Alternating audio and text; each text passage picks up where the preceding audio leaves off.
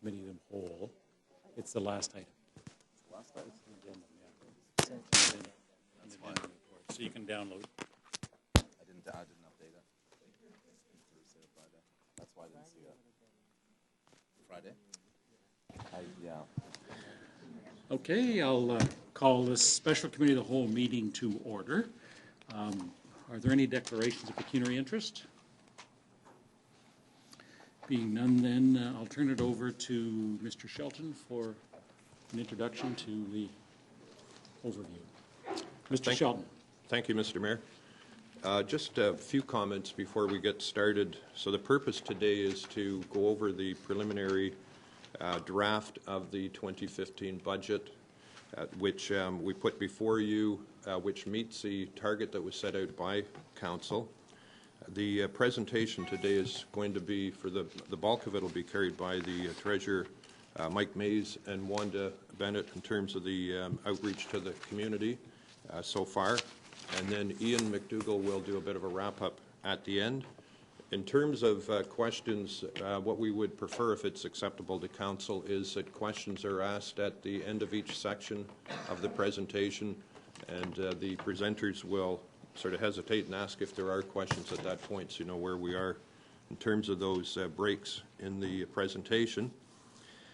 What I want to say is that notwithstanding a lot of challenges that the organization has been faced with in terms of resources and other issues going on at this time, we are on schedule with the budget, and as I indicated, we are on target as well. And in the presentation, you will see some options that are being set out for Council's consideration. At this point, we're looking for your feedback, any further direction that you wish to provide us with. Otherwise, the budget, as per the schedule, would go out to the public to get feedback from the public, and you'll hear about the process in terms of next steps on the schedule. So in terms of the topics today, we'll start out with preliminary 2014 results to go over what transpired through 2014, a little bit on our sustainable financial strategy, the budget process and an update, and then the preliminary budget dealing with capital, the utility as well. And you'll see how the utility budget compared to the 6-year projection for 2015. And then the tax-supported operating. We'll cover next steps. And I think with that, I will turn it over to the Treasurer. Okay. Thank you. Mr. Mays, if you'd let us know what the different stages where we'll entertain some questions. So we'll get to these pause points, and then we'll have questions at that time. Before we get started, we do have a long day ahead of us, and I think in the end what we want to do is set the stage in terms of the background and what, as far as our 2014 results, and then the next steps in the process. So we're really not at the point where we're looking at decisions, but more so the decision that we want to entertain at the end of the meeting today is let's go forward and hear from the public before we go any further. So go ahead and Mr. Mays. Thank you, and good morning, Mr. Mayor, Council, members of the public, and fellow staff members. As Bob said, we're going to present the overview of the 2014 results, talk about the sustainable financial strategy, update where we are in the budget process, give a high-level review of where we are on the preliminary draft 2015 budget, and discuss next steps.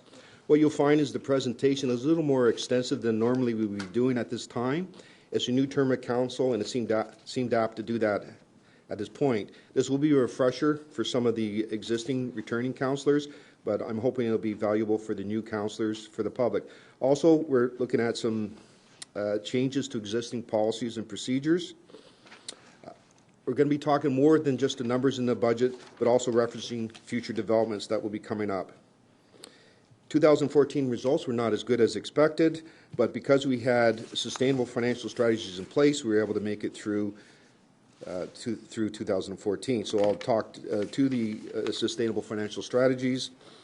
We'll talk about the budget process, at which time the Director of Corporate Communications will discuss the community engagement at that point.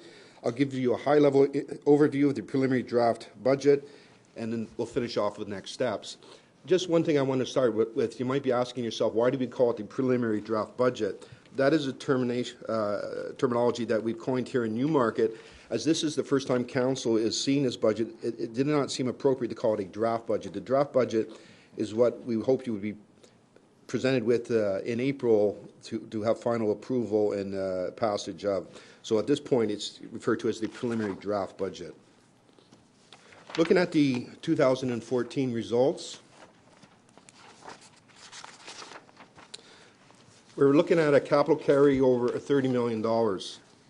The capital plan for 2014 was $57 million. $30 million would be carried over. Now, that might seem like a large number, but this is an anomaly of how we budget. Budget for capital is done on an annual basis instead of on a multi-year basis. This is one of the things that we're going to be proposing to go forward into 2016, is to do multi-year capital budgeting, which will facilitate not having such large carryovers, planning, tie into our asset management plan, and to our cash management as well.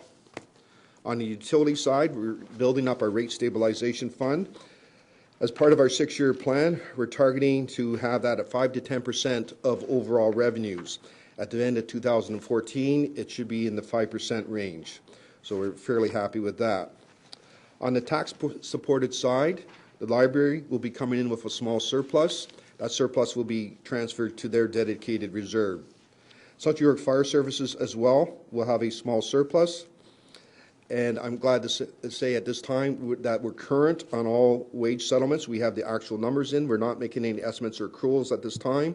So it's a nice clean year end for Central York Fire Services, the first one we've had in a few years, and they're going to have a small surplus. On the rest of the town, though, I'll start off with the not quite as good news. We got hit with a number of things in 2014. Our insurance premiums returned to the level that they had previous to changing insurance companies. That was $182,000 additional above budget. We got reassessed on our OMEX. That's the reciprocal insurance agreement we had previous to going to our current provider. We are obligated to pay that, and that's $878,000. We're seeing more aggressive tax adjustments coming through. The Assessment Review Board, the ARB, has set a deadline of 2016 to bring everything up to date. We weren't expecting this, and it brought in $615,000 in additional adjustments to our taxes. We cannot recoup them. We cannot adjust the taxes from previous years.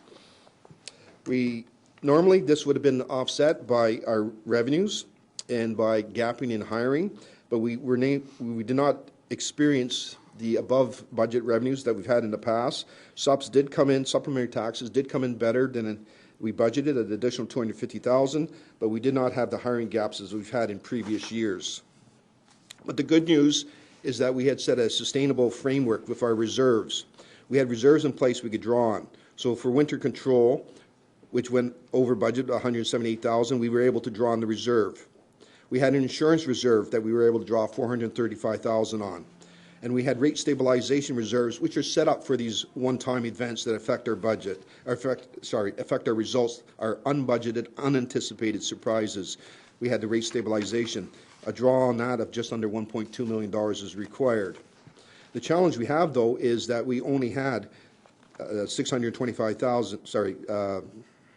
just over $500,000 in our rate stabilization reserve. So one of the recommendations you're seeing that's put forth to you for 2014 is that we take the working capital reserve, a reserve which is no longer needed, and transfer those funds to rate stabilization.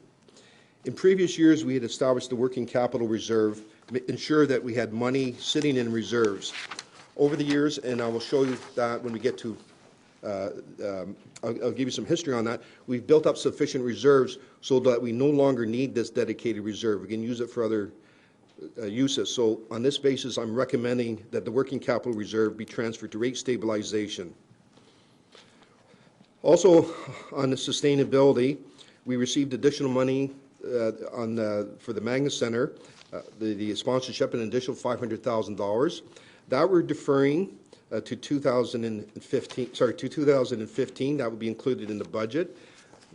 Even though normally donations and contributions are done on a cash basis, in the interest of sustainability, we want to match it against the benefit in that year.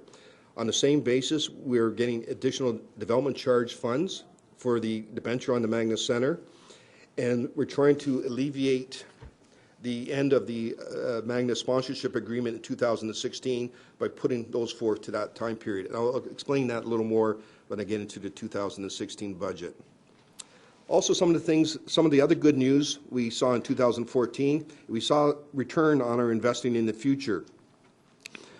Our investments, our actual physical investments we made, brought in $147,000 in incremental revenue. This is above and beyond what we had normally been earning on our savings.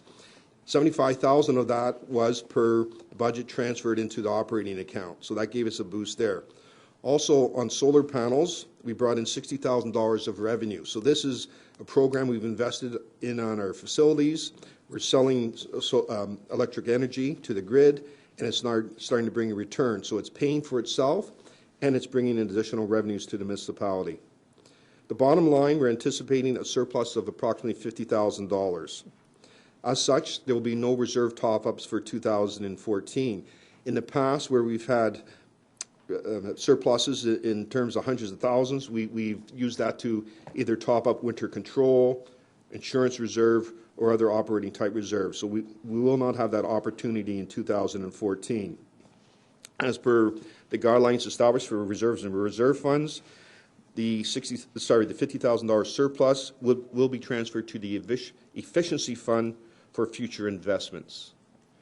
And at that point, I'd like to pause to see if there's any questions on 2014. Any questions? Regional Councillor? You went over a lot of information there and ideas about what's affecting budgets, and it's kind of, we had a fairly limited report, and now we have this document we just received, and that's all kind of covered under a couple of bullets. I mean, will that information be provided? I can't pretend I tracked all of those comments, and is there a way we can get some of that information related to? There was quite a bit there, and some of them were, or will some of those get revisited as you go through this? Mr. Mays?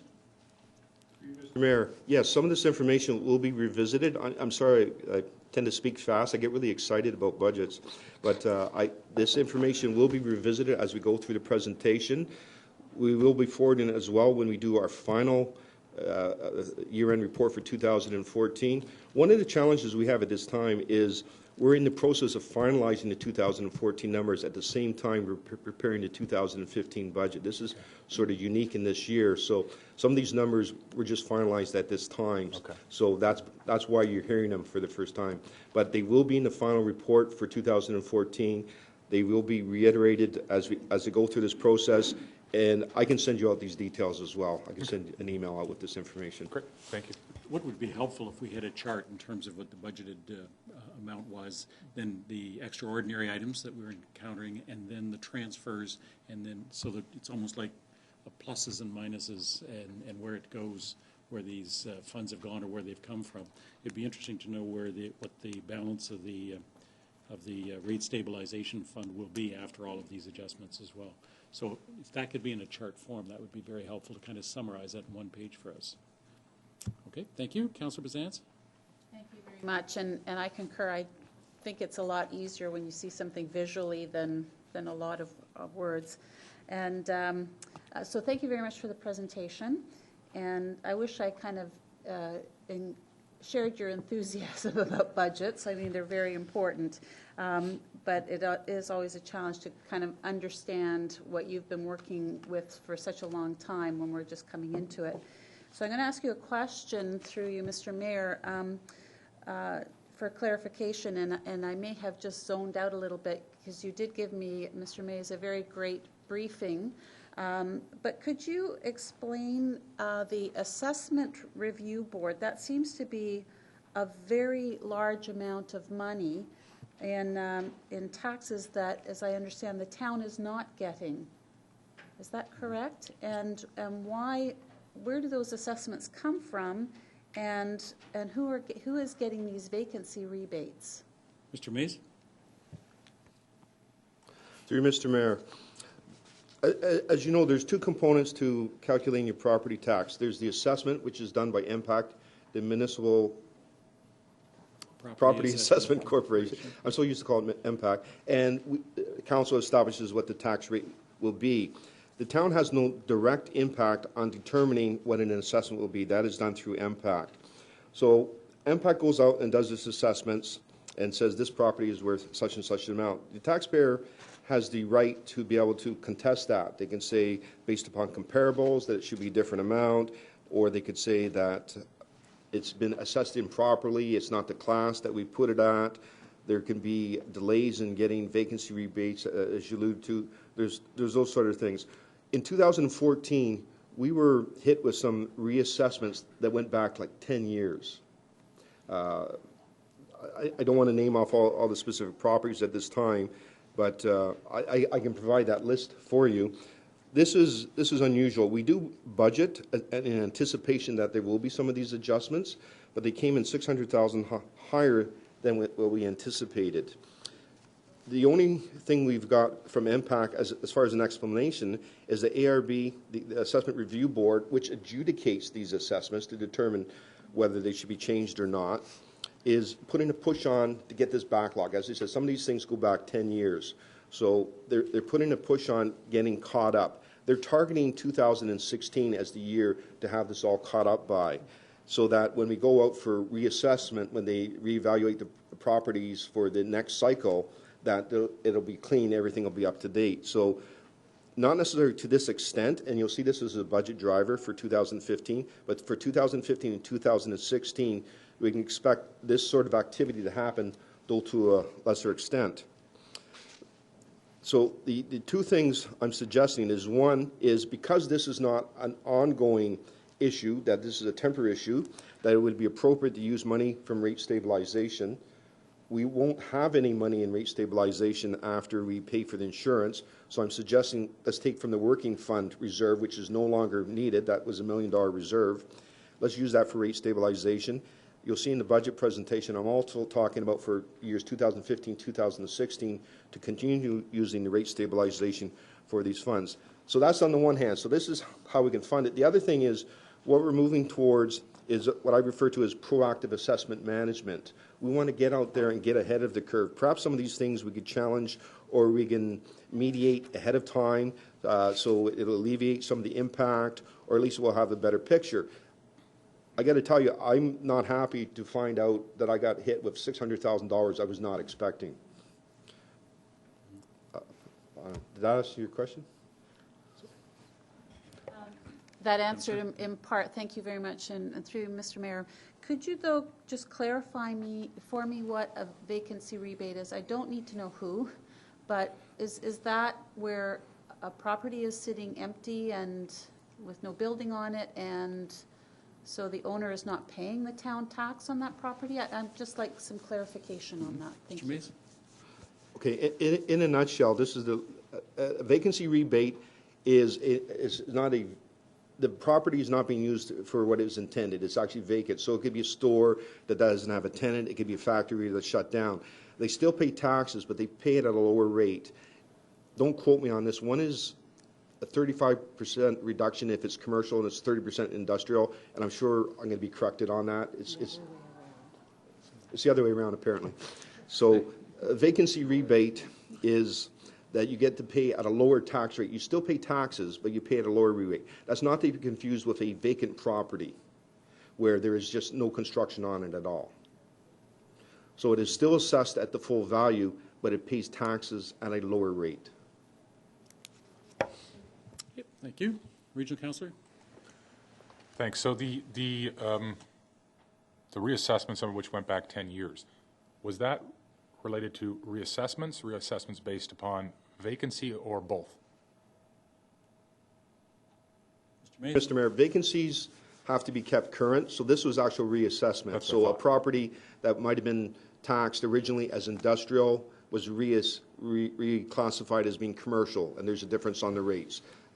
A property may have had the actual value, the assessed value changed because of comparables. Right. So it's the actual assessed value has been changed. So this budget driver is not in relation to vacant factories, or? The bulk of it is not vacancies, but we are finding that vacancy rebates are current. They don't go back 10 years, but vacancy rebates are exceeding budget as well. Right, but that's not this one we're discussing. Correct. Right. I would assume, is it fair to assume that if we're talking about a number like 600 and something thousand, that this is probably largely being driven by reassessment of larger industrial commercial properties as opposed to a myriad of residential? Or? Through you, Mr. Mayor, yeah, that is correct. There's a handful of properties that make up the bulk of this. Okay, and I'll just add the commentary, but there's a number of companies that specialize in this field and actually proactively seek clients and say we think we can get you reassessed at a better rate, and so there's a lot of activity in this area. Sometimes it's driven by people seeking that avenue. Thanks. Thank you. Maybe before we go any further, we might deal with item number 1. Councillor Fake. Yeah, just one final question. That this large number, 600,000, are we expecting this to be a continuing trend, or do you see this as a one-time or a very short term? Through you, Mr. Mayor, we're anticipating that this will continue to 2016. I projected that the impact in 2015 budget to be $300,000, probably the same level in 2016. So the nature of additional expenditures for adjustments going forward, though not at this level. Now, when you say, is this a one-time thing, it is a one-time thing, but over 3 years. But my question is, do we expect this to be a trend for a number of years, or just, I know you're mentioning 3 years now, but we don't expect it to be a trend beyond that? As a lot of the adjustments pertain to old items, and the ARB is endeavoring to bring everything up to date, that eventually that backlog will be caught up, and so they are targeting 2016. So at this time, we're forecasting that this would be completed by 2016. We're suggesting that our budget for tax assessment adjustments should have a minor increase as well going forward, as it has been adjusted for a number of years, but we don't believe that this would have to be sustained beyond the 3 years. Okay, thank you. Thank you. Councillor Twinney? Thank you. Sorry, Mr. Mays, you probably already mentioned this, and I may have missed it. Can you just reiterate again, the working capital reserve is no longer needed? What was that? Why did we have that before, and why would we now not need it? And I'm trying to see in here exactly what is in there, and how are we transferring the whole amount into rate stabilization? Mr. Mays? The working capital reserve was set up probably a couple of decades ago. At that time, historically, Newmarket did not have very large reserves. So the working capital reserve was to ensure that we never went into a deficit on our cash balances. We have dips at the beginning of the year in January and in the summer in between tax collections where we hit the low points on our cash flow. The working capital reserve ensured that we didn't go into a deficit position. We didn't have to borrow money as a result.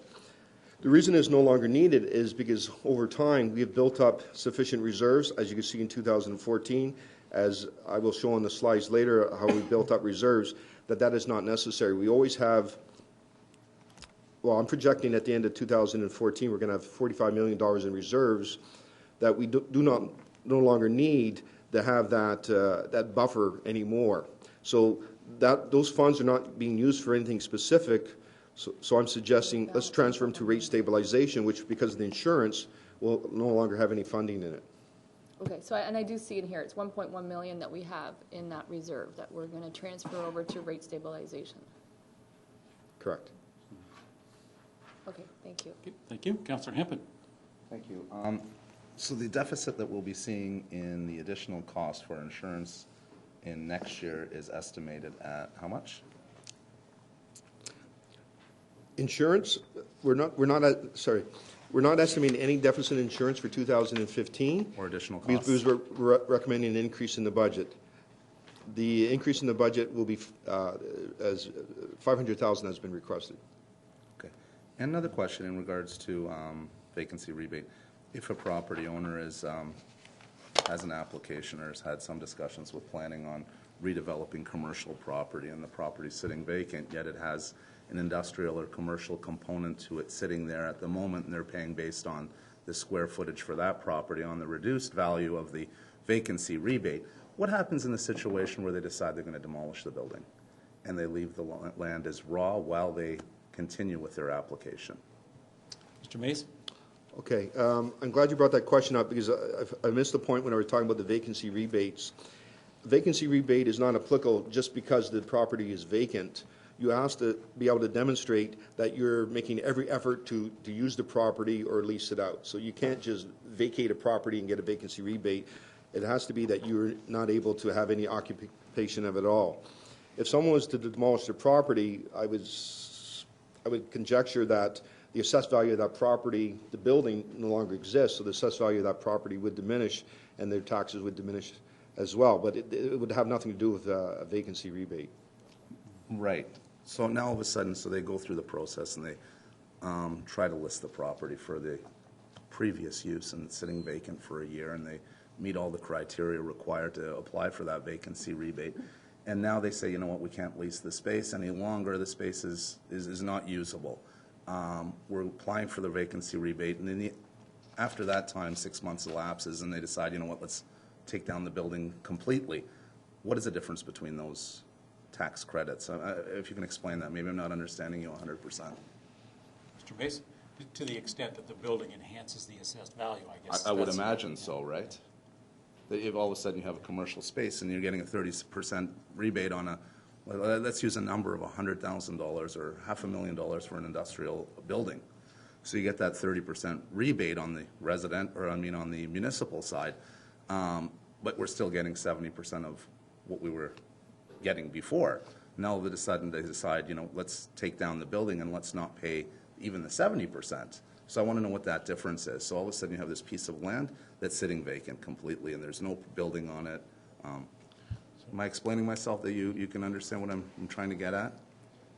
I'm having a little difficulty following that scenario.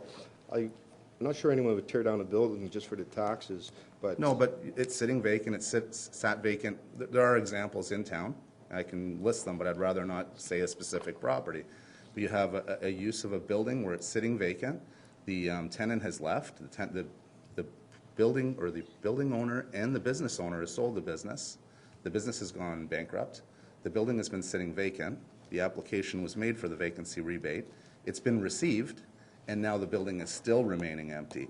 So the property owner, the new property owner who has slated to redevelop this property in the future, has been sitting with a vacant building and paying still an assessed value of a reduced assessed value of 30% because it's commercial space or industrial space, but has not been using it and still paying that 70%. So if he decides to remove that building, what is the difference between that 70% of having a building there and having it just as vacant land? That's interesting. It's difficult to estimate that because part of the assessed value is the land itself, and the land still exists in either case, whether the building is standing or not standing. So it would depend upon what the assessed value of the actual building was. So yeah, it would depend on how much the value of the building is as part of the assessment, and if that's eliminated. Now, isn't there another issue as well, that once you demolish a building, that you lose your DC credits, or is there something about how long a building can be demolished, or how soon you have to rebuild, or with respect? I'll clarify that later, but if someone takes a building down and then wants to build a whole new building, then wouldn't there be some development charges relative to the new building? There is something to do with development charges on that. There could be some in the property tax. I will admit I'm not an expert on property tax. If there are some specific questions on that, I can get the research done. We can provide you a proper answer on that.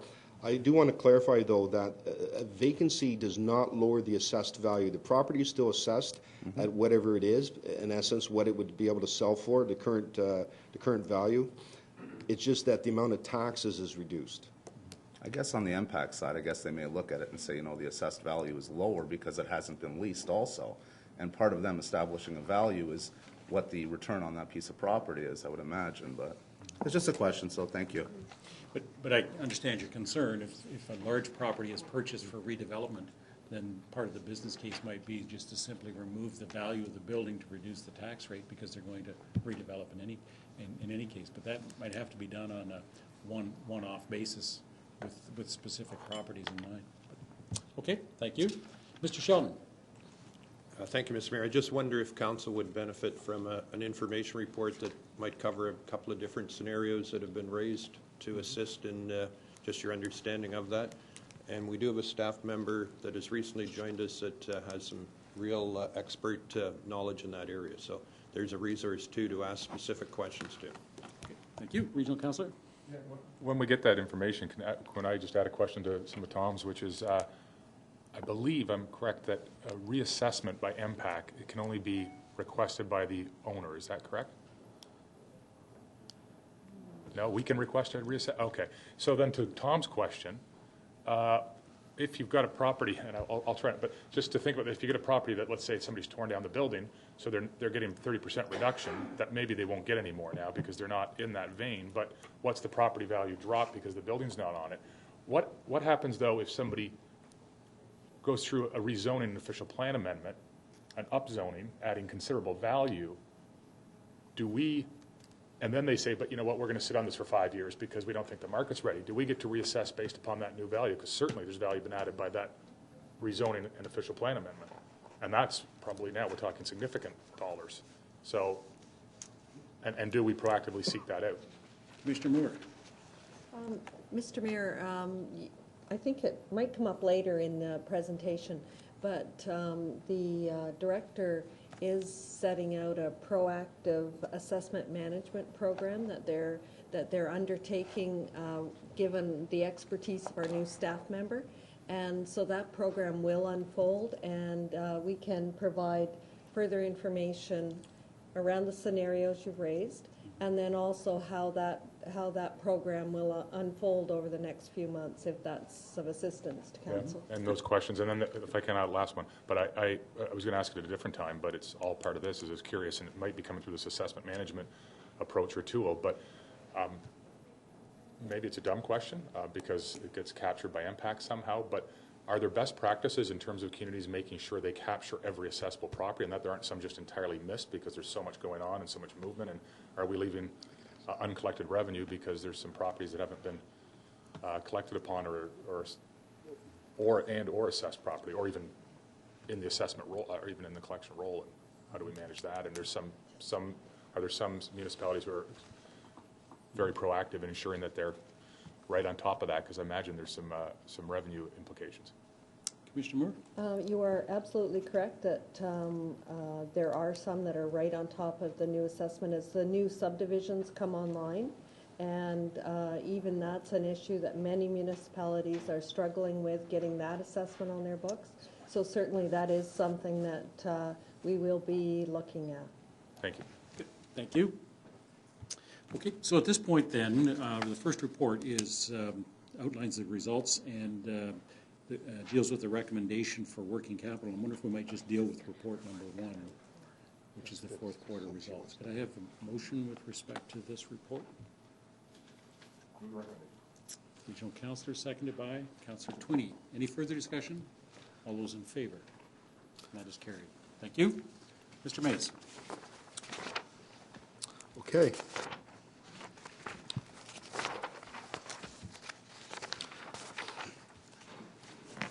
Back one. So the elements of a sustainable financial strategy. I've listed off a few here. There can be various definitions. Some people call it fiscal policy. Some call it just financial strategy.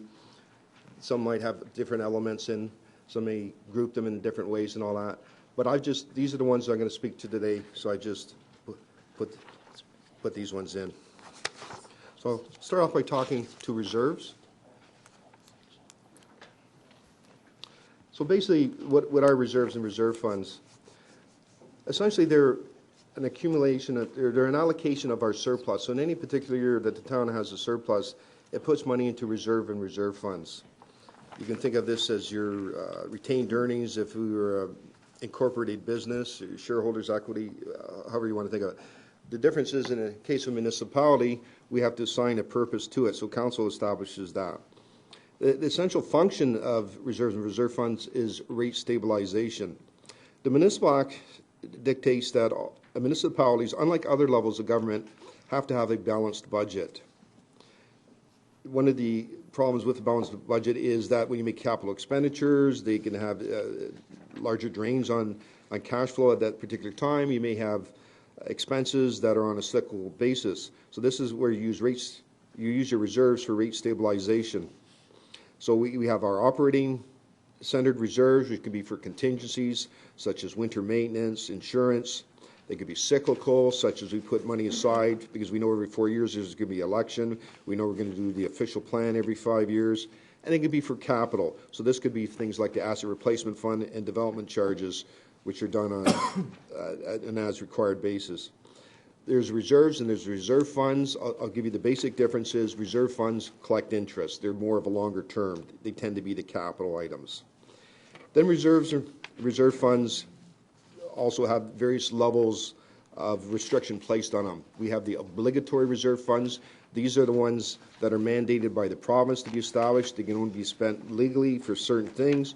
We have the restricted reserve funds. These have been established by council. There could be some sort of agreement. This could be things like the Central York Fire Services Reserve, which is shared with Aurora. It could be the Library Reserve. And they can also designate reserves that they're going to be used for specific purposes. But in all cases, other than the obligatory reserve funds, council at any time can change how they want to use those reserves. As you can see in the chart, that our reserves have been growing over time. This is one of the reasons that I've stated that we no longer need the working capital reserve. We're anticipating at the end of 2014, when we close the books, that we'll have $45 million in our accumulated reserves. Now, this will be mostly in operating reserves. We still are challenged on building up our capital reserves, and this is why we've had various studies looking into that. For 2015, going forward, we're looking at actually coming out with an asset replacement fund, a policy on the use of our ARF and the restrictions to be placed upon it. We currently have reserve fund guidelines. I believe this was done back in 2006. We're going to turn that into a policy, update it, make some recommendations on perhaps some consolidation, some restrictions on the reserve funds, and include the ARF policy within that. So this is what we're looking at going forward. Another part of our sustainable financial strategy is long-term debt. This table shows what the amount of debt servicing is on an annual basis. As we can see, that's declining. The Municipal Act states that we can only take out long-term debt for capital purposes only. Unlike other levels of government, we cannot use it for operating purposes. So all this debt is for for capital purposes. At the end of 2014, we'll have $42.7 million in long-term debt. We will have repaid $2.8 million in principal, paid $2.4 million in interest, for a total of $5.2 million in debt servicing. In 2015, we'll be lowering the debt level to $40 million. That's $2.8 million in principal payments, $2.2 million in interest, for a total of $5 million.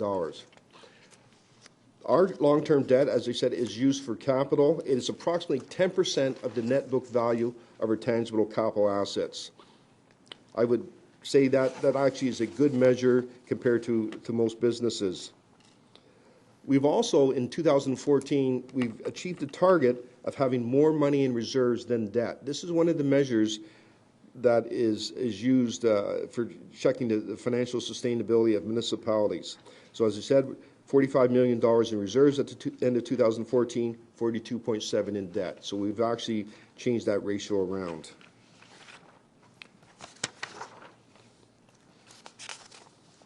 The ARL is set up by the province. It's called the annual repayment limit. The province establishes that any municipality cannot pay more than 25% of its own source revenues in debt servicing costs. So that's the $5.2, the $5 million I was referring to. Own source revenue means excluding grants and excluding development charges. So essentially, your investment income, your fees and charges, and your taxes. In 2002, Council established a debt policy. They lowered the limit to 10%, that the town of Newmarket would limit its debt servicing to 10% of own source revenues.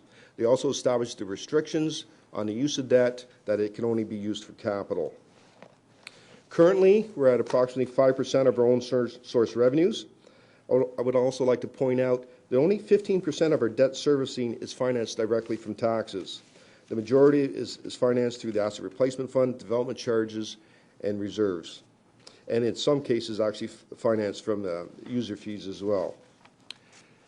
To stay within our 10% limit, I'm not suggesting we do this, but just to show you the numbers, we could borrow another $60 million at current rates.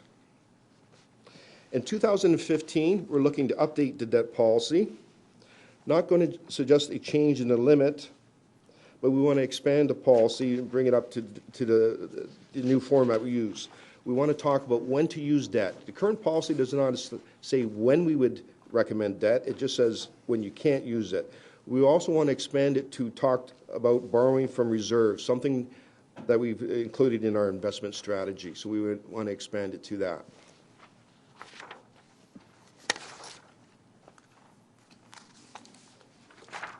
Assessment management. Normally when we talk about assessment management, the first things people think about... Asset management? Yes, sorry, I'm still thinking about assessment. Okay, rewind. Asset management. Usually the first thing people think of when we talk about asset management is paying for replacement capital, but it's much more than that. It is also paying for new capital, it's meeting community expectations for our assets, and it's coming up with operational procedures for the effective and efficient use of those assets. In 2012, we hired Henson Consulting to do a capital financing sustainability strategy. This started with a peer review of our asset replacement fund, where they recommended that we should be annually increasing our taxes by 3% for an infrastructure levy. They then came in for phase 2, looking at strategies, looking at ways we can lower that, looking at what we could do to improve how we do our asset management and how we fund new capital. Their recommendation was an annual increase of between 0.83% and 1.8% on the tax-supported side, so tax increase. Also, when they looked at the water and wastewater utility side, they said that our asset management looked good until year 2043, at which time there would be a lot of replacements necessary. So one of the key findings is that we needed an infrastructure levy. And Council reacted in 2013 and 2014 by implementing an infrastructure levy. We have no set policy on that, but that has been the practice. They also recommended some housekeeping on some technical issues. One of the main ones is they recommended that we move to a condition-based assessment of our assets. A lot of our assets now, we determine when we project replacement. I'm not saying when we actually do the replacement, but when we project going forward the replacement, and the funding requirements is based upon age. What we don't have is sufficient condition-based assessment on our underground works, our water and wastewater. We have a very good system for roads and other assets, but not for that. So that was one of the recommendations they had. In 2014, a staff task force was created to develop an asset management plan for the town. This is one of the requirements by the provincial government if we want to have any grant funding. They dug deeper into 4 areas, that being roads, bridges, the water system, and the wastewater system. The information is on the website, but just the key finding is that they confirmed Henson's findings on the capital financing sustainability strategy, and that asset management plan formed an excellent foundation for going forward. I would also like to add that asset management is the main driver for debt and reserve requirements. That is the main reason we see we have to build up reserves, and that is the main factor affecting our debt.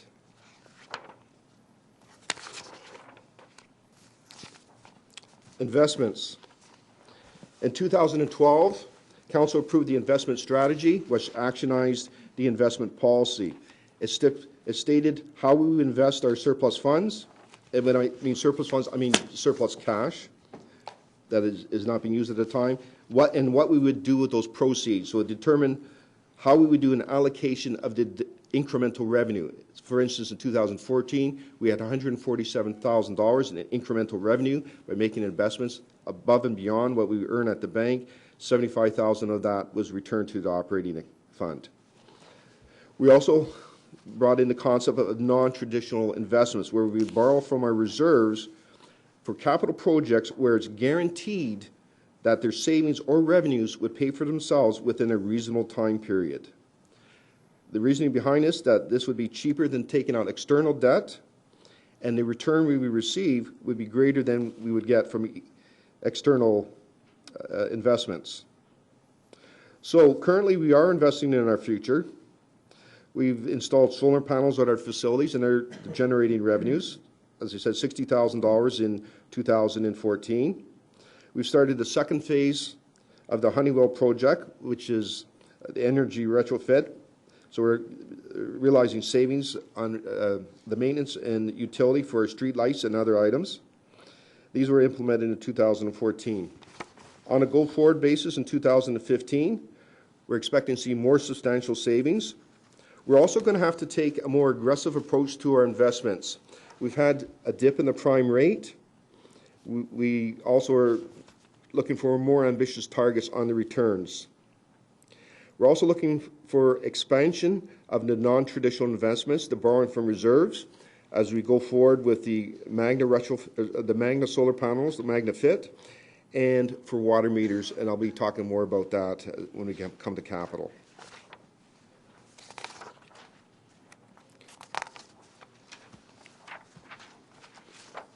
Now I'm going to show you a few charts from the BMA study that is produced by BMA Consulting.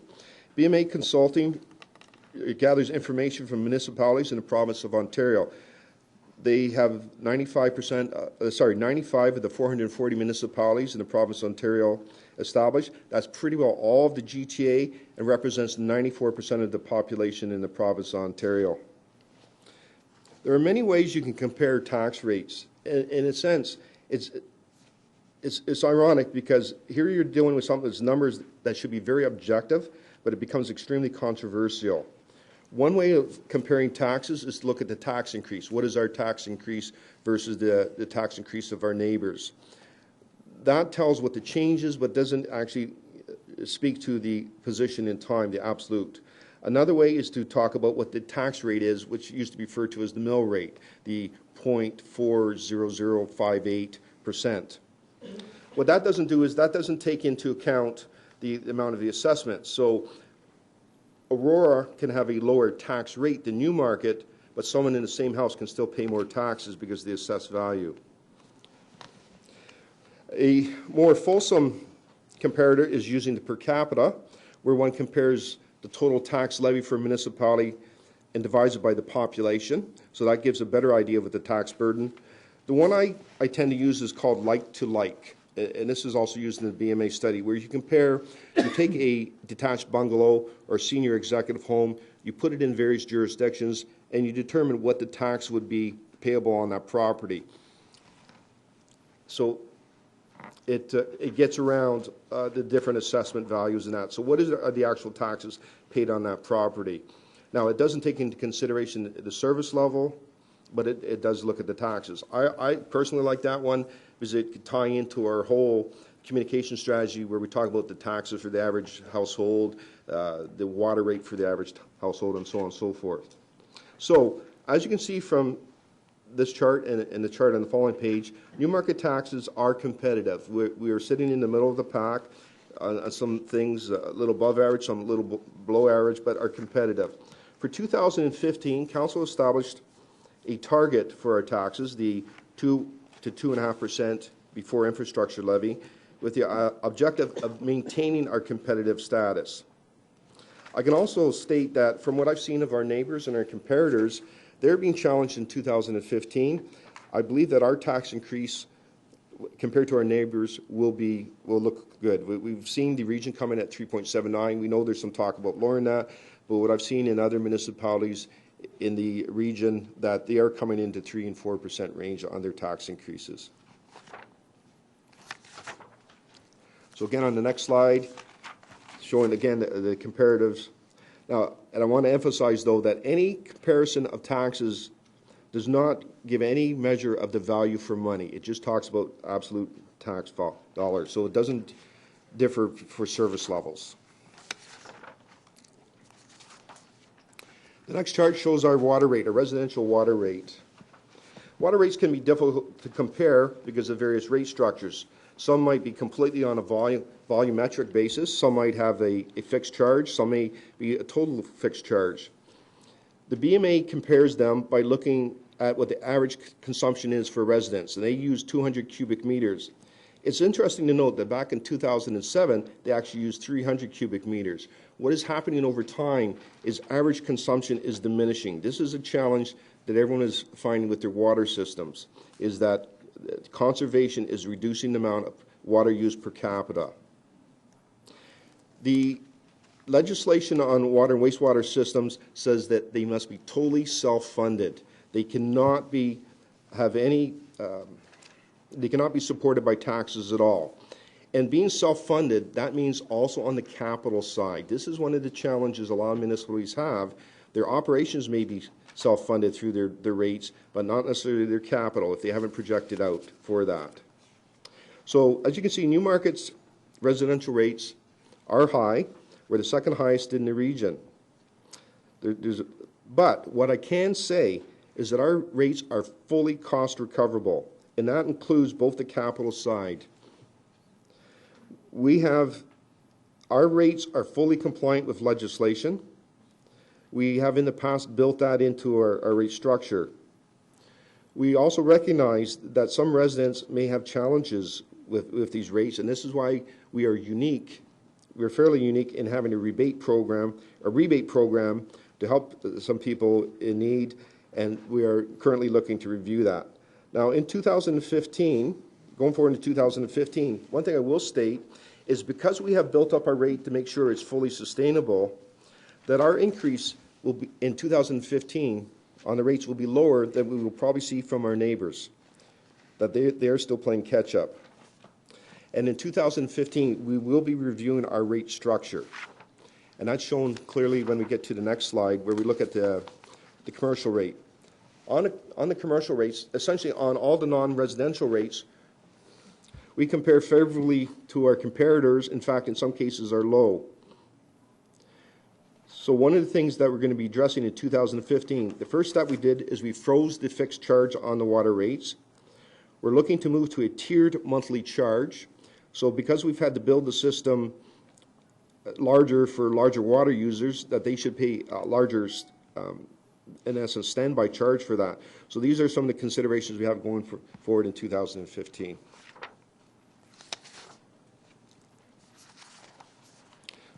Revenue sources. This is looking at our revenue sources on a consolidated basis.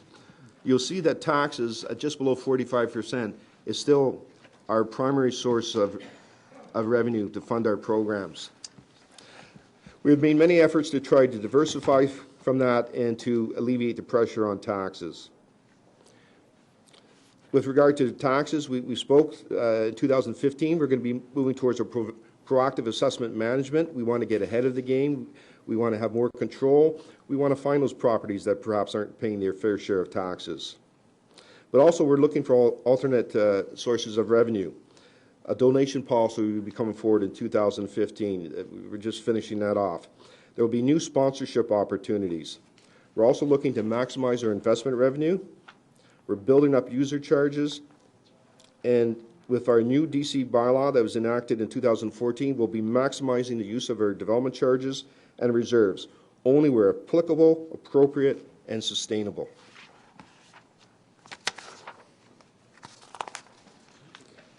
This next chart shows over time, starting in 2007, when Council adopted the service pricing policy. It shows the trend of user fees and taxes. What you'll see, in 2007, Council adopted the service pricing policy. There were two main reasons for that. One, it set a rationale for setting our fees and charges, and the second was to reduce some of the pressure on taxes. Unfortunately, what we've seen over time is that gap is not diminishing. In fact, it appears that it's widening. So in 2013, we established a target of 3% increase on fees and charges, or revenues in general, so that we could try to move towards diminishing that gap. In 2015 also, we'll be coming forward with a review of the service pricing policy And this will be in conjunction with the Recreation Master Plan and Playbook update as well, which will be looking at fees and charges. At that point, having gone through the elements of the sustainable financial strategy, I'd like to pause for questions. Okay, good. That's a great time to pause for maybe, say, a 10-minute break as well, so we can digest the good information that you've had, and we can come back and ask questions relative to the report. So, okay, sure, yeah, no, that's fine too. Okay, Regional Councillor? Thanks. Just a few questions, Mike, quickly. Obviously, your slide 14 and 15, you categorize on 15 user charges and tax revenue differently than you on 14. Can you just tell me how it's different, or are you including different things? I mean, user charges on, unless I'm seeing this wrong, user charges on 14 and taxes on 14 are not as high as they seem to be on the chart on 15. One is in millions, the other percentages. Is that what it is? Oh, is it millions and percent? Oh, they just happen to be come out close. Yes, You're right, millions. percentages of millions. Okay, thank you. The other question I had, I believe you said that our water rates were the highest in the region. Did you say that? They're the second highest in the region. Oh, East Gwillimbury's highest? I didn't mention any names, but I believe East Gwillimbury is higher. Okay. I guess the whole idea of looking at taxes and what measures, and it should be objective, but it's not, I mean, as you pointed out, when you're looking at value for taxes, you can be comparing 2 municipalities or 10 municipalities, but if one doesn't have a recreation complex or a fire service or et cetera, then it's comparing apples to oranges. And the tax rate is simply a multiplier. It's just telling you, what you have to multiply your assessment by to get to your budget number. So that's really not telling you much at all. But I guess the problem I have too with the detached bungalow or senior executive home comparison, and I see where you like it in some ways, but am I wrong though in assuming that, Windsor would win the competition because it's inexpensive to have a bungalow there, and then their tax rate is probably going to be lower? I mean, it doesn't necessarily lower, but it's what they're paying for that unit in taxes for a year is bound to be, Mr. Mays? or not necessarily. The BMA study, and I can send out those charts, actually looks at like 10 different properties. They look at commercial properties, other residential properties. I just picked those two out as probably being the two that would hit home the most. And it shows the same sort of pattern. What I was trying to get at is that you'll see that pretty well in any way you classify like-for-like properties, the town of Newmarket's taxes are competitive. They're not high, they're not low, they're around the middle. Okay. Yeah, I guess it's such a hard thing to compare, and I've always believed you almost need to look at 3 or 4 different metrics to get a truly rounded picture, and one of those is what services are being provided, and that's even harder to compare. But I think I also think the per capita indicator does tell you something, because it's largely per capita. Homes drive municipal costs, but people drive it, in my opinion, more. I mean, and so you get a sense of, depending on what your family formation rate is in different kinds of things, or your persons per unit, you get a bit of a sense of, because it's people who use recreational services and it's people who, use our various facilities. It's not the home, although even water and wastewater, it's how many people are in a home, right? So, is anybody ever? Are you aware of anybody who's really done a case study of several communities and tried to look at all of that instead of just one metric, and tried to come to some conclusions about, is this government marshalling your dollars wisely and providing service, and is the tax rate appropriate to? I mean, by looking at various metrics, by looking at what services are provided by. Are you aware of any studies like that have actually looked at case studies? Because it's almost like you have to look at to do a little bit of an analysis beyond just one metric or 2 metrics. To you, Mr. Mayor, no, I'm not aware of any such study, and you've kind of nailed it when you said that, is this really an appropriate metric? It may not be, but it is the one that everyone talks about, the tax increase. Yeah. And that they talk about taxes. When I get phone calls about taxes, it's not about the value for money, it's just the absolute dollars. The one issue with the per levy, and again, this is why I go for the like, is That's okay when you're comparing, when you have the same sort of assessment base, so it's like 80% residential, 20% non-residential. When you start comparing to ones that have a different split, the numbers can be skewed by that. True, yeah. Couple more quick ones. Just you mentioned that 15% of our debt is tax. I don't think you used the word tax supported, but you then mentioned ARF dollars and DC dollars funding other portions of debt repayment. When the region, and just to be curious, when the region talks about the tax-supported debt, I know that they mean DCs or the other portion, but you seem to be carving ARF repayment debt over into that category with DCs. Do they do that? Because I don't think they do. And are we? So, is tax-supported debt? Isn't ARF tax-supported debt? I guess is what I'm asking. That's a good question. If I recall from their region presentation, they're breaking their debt between the tax-supported budget and the rate-supported budget. So the debt that is used for for tax-supported operating functions, roads, so on, and that which is used for the water and wastewater works. They're splitting on that. When I talk about the tax-supported, the 15%, I'm meaning that has a direct impact on the tax rates. Now, you're correct, and that's why I said directly tax-supported. The asset replacement fund is partially funded from taxes. DC's not, user fees not. So some of that would be indirectly coming through taxes. But if that was to increase, it would not have any direct impact on the taxes, on the tax rate.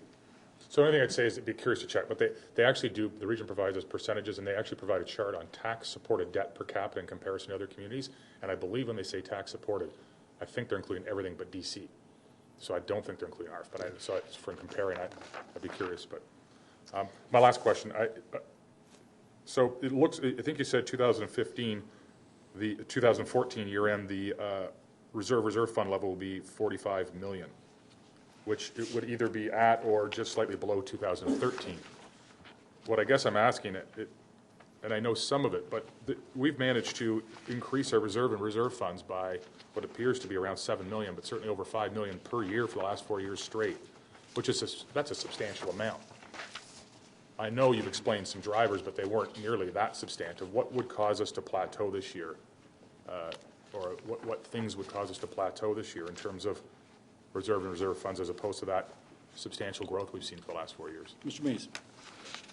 Well, a couple of factors. In 2014, we've had to draw on the reserves as we didn't have the surplus we had originally anticipated we would have. We got hit with a number of items. That's a draw on our reserves of about $1.8 million right there for, we were talking about the rate stabilization and insurance and we're in control reserves. The other factor is, as we're becoming more up to date on our capital program, that would actually start using up some of the reserves. But historically, we have some carryover. And again, the 45 million is just an estimate at this time. Until we actually close off the books, I won't know what that actual number is, but it looks like it's going to be somewhere in that ballpark. So it's a combination of some of the drivers you discussed earlier, and probably that our capital plan was closer to achieving its anticipated full program than in other years. So two things happened with our 2014 operations, that we had to draw on reserves, and in previous years we've been able to top up reserves. Right. And is the other part you were saying, I believe, was that there's a possibility that we executed a greater portion of our expected capital plan for the year than in previous years? That would be taken on reserves, but I want to qualify it. I'd have to check that. Okay. I'm just speculating that's a possibility. Okay. Thank you. We will have a report as of year end in terms of what our draws were from the reserves and what our reserves forecast will be coming up, and that's probably within the first 3 months of the year. We will be providing, as we have the auditors coming in about 3 weeks, we will be providing a final operating report for 2014. We'll provide the final capital and what we call the continuity report for reserves and reserve funds. Will give for each one what its balance was and how it was spent during the year. And for the benefit of our newer members of council, that'll tell us specifically by project in terms of what our draws were and what our contributions were. So that'll be helpful information over the Okay. next 90 days or so. Yep, good. Thank you. Councillor Twinney. Thank you, Mr. Mayor. Through you to Mr. Mays. We were talking about the water rates being the second highest in the region, and part of it, you said that is because, we are unique, that we're compliant with legislation and that we're fully funded. Our neighboring municipalities, are they not? Is that something that they haven't done, and are they required to do so? I think we've talked about this before in the past, but, so my question through to you is, is that, are they not compliant as we are? Mr. Sheldon? I'd still invite the treasurer to comment on that, but I was going to add a comment to it. Maybe if I could, I think there may be a slide that is missing that just shows the water rate. I believe that slide, correct me if I'm wrong, Mike, shows the property taxes plus the water and wastewater rate. Is that just, okay, that heading then, under the water rate, the one in the black. Oh, shit. Yeah, is that water as well? Or is Yes. that just? Yeah, I think there may be a slide missing that shows Newmarket's water rate up there higher on its own. That's a combination, if I incorrect, just jump on me, Mike, please. That's a combination. At the end of the day, what BMA does is they add together your taxes and your water and sewer rate, and that's in case some people have not fully gone to a full cost recovery on water. There might still be some taxes embedded in water. So that, again, as long as I'm correct here, that is a combination of the two, and it shows Newmarket is in a very competitive spot. I think that's the case. That's correct. So if we just showed a slide, which we'll do, of water, you'll see us towards the top there.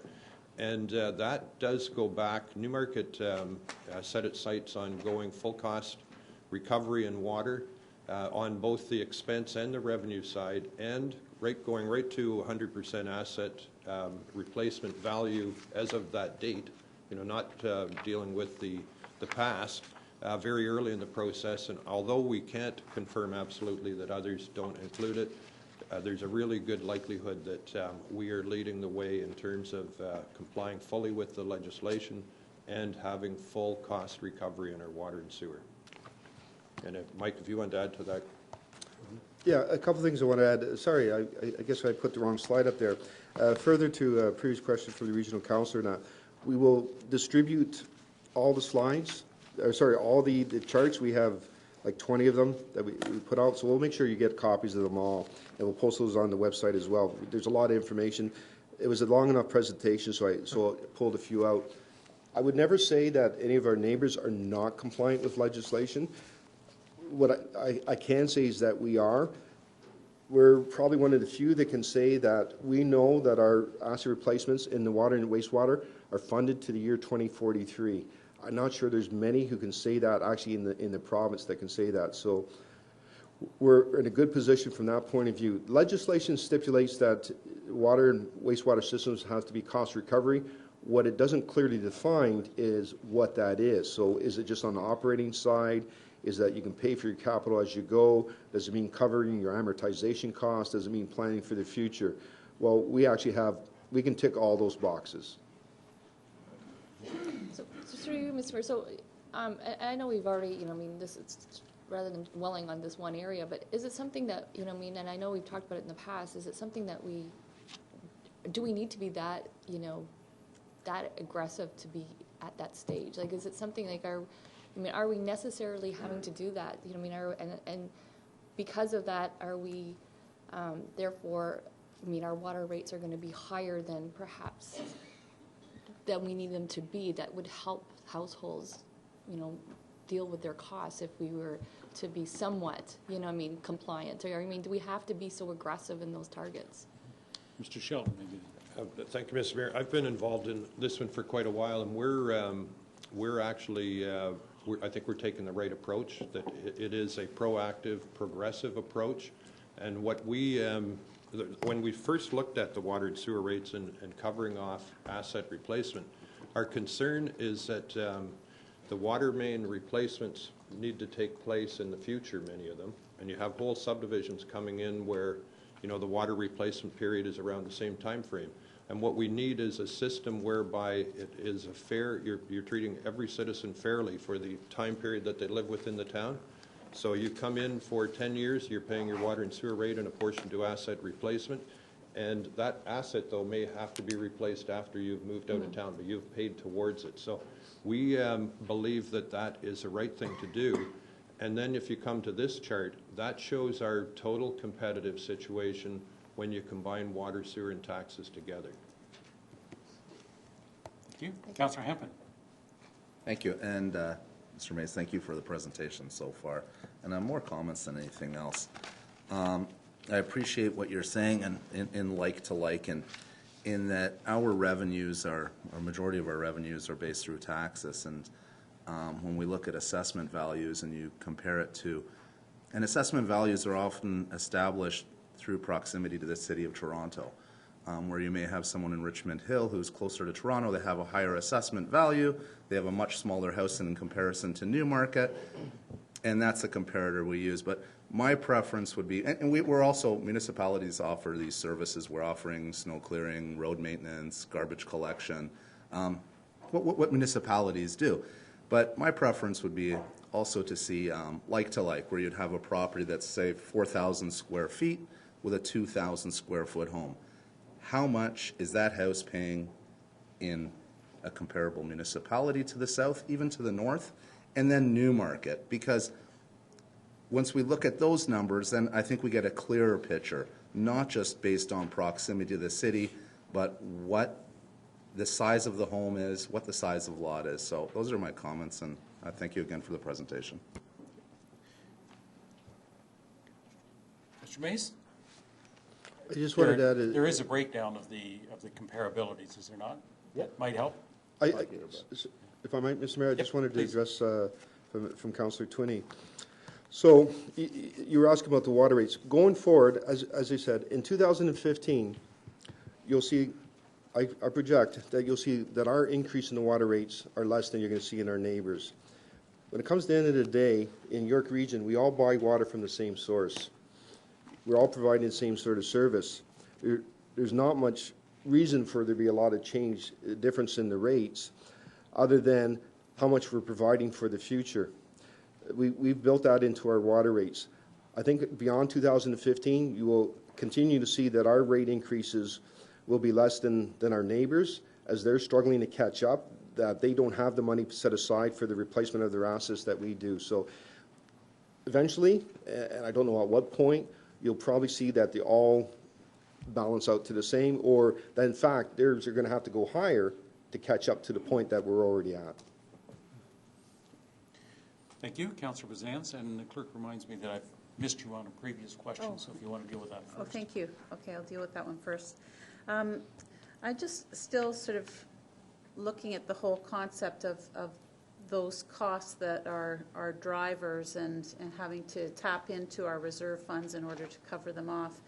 And so I was interested in the issue of insurance, that even though we had changed insurance providers and presumably got some cost savings by doing that, that we're now back up to what they were before, and the reason for having switched providers to save some money is now kind of a moot point. Is that correct? Is that what happened? I'm just trying to understand, you know, what's driving those insurance costs having gone up so much that we're now having to tap into the reserve fund to offset that? Through you, Mr. Mayor, when I say the insurance rates have gone up, they've basically gone up to what they were before. So what we have, when we received what appeared to be a savings on our rates, and it was a savings, there was an actual savings for a period of 18 months, we were guaranteed a lower rate. We lowered the budget allocation for those premiums. Now, we didn't take into consideration the full decrease, but we took the majority of that. So with budget pressures, sometimes we don't allow ourselves those kind of buffers that there could be a change in the past. And that is actually the opposite of trying to do a financial sustainability strategy, where you take a short-term gain now and not look towards the future. So that's what happened on the premium, We passed on the savings at that time. Now we're just going back to where we were. So it's not that it was a hefty increase. It just went back to what it was before. So there's nothing that's sort of changed in the environment that is now driving higher insurance costs. You're suggesting that insurance costs are about what they probably would have been anyway. Well, in the whole environment, as we know, there's a lot of litigation. Municipalities just seem to have deep pockets. Everyone sues us. So there is, the environment is getting more and more expensive for insurance. I'm just saying there was nothing specific that increased our rates above and beyond. So how do we compare to other municipalities in terms of our insurance rates? Are we sort of competitive or? Commissioner? Mr. Mayor, we did undertake that last RFP with our N6 partners, and so all of us did see some savings through that RFP, and over time, all of us have had increases, and that can occur when a provider is trying to get into the market and will come in low, and then once they realize the municipal market is quite unique, then premiums will increase over time.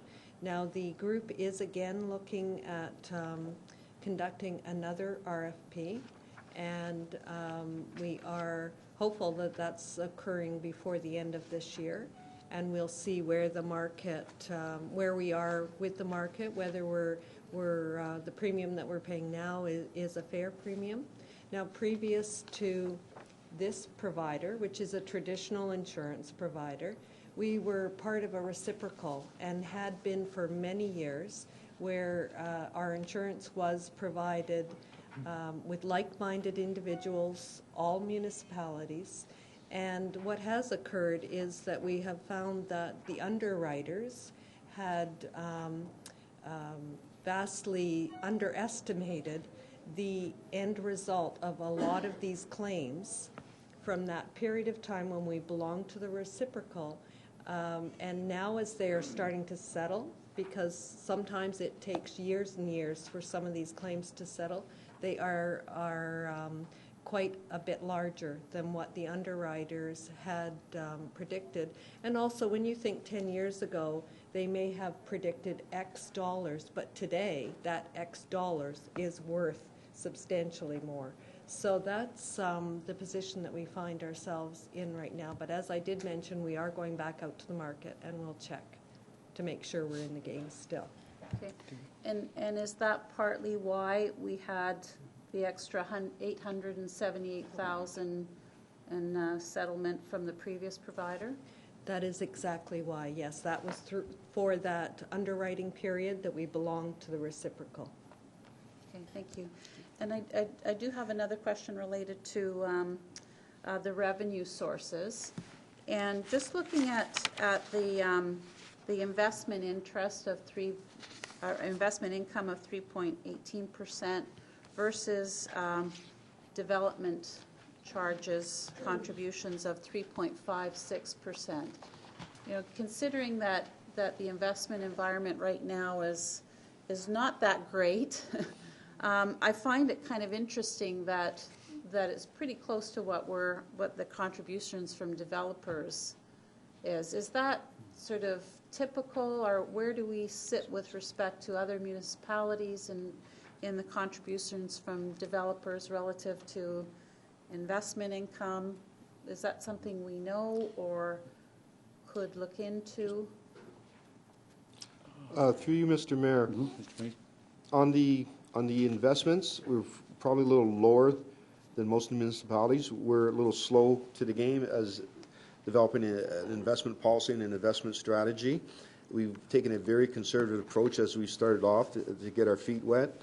So I would venture, and also traditionally we've had a lower rate of reserves and reserve funds than other municipalities. So I would anticipate if I was to compare our investment income to others, and especially back in 2013, where these numbers are from, I would find that we're probably on the low side.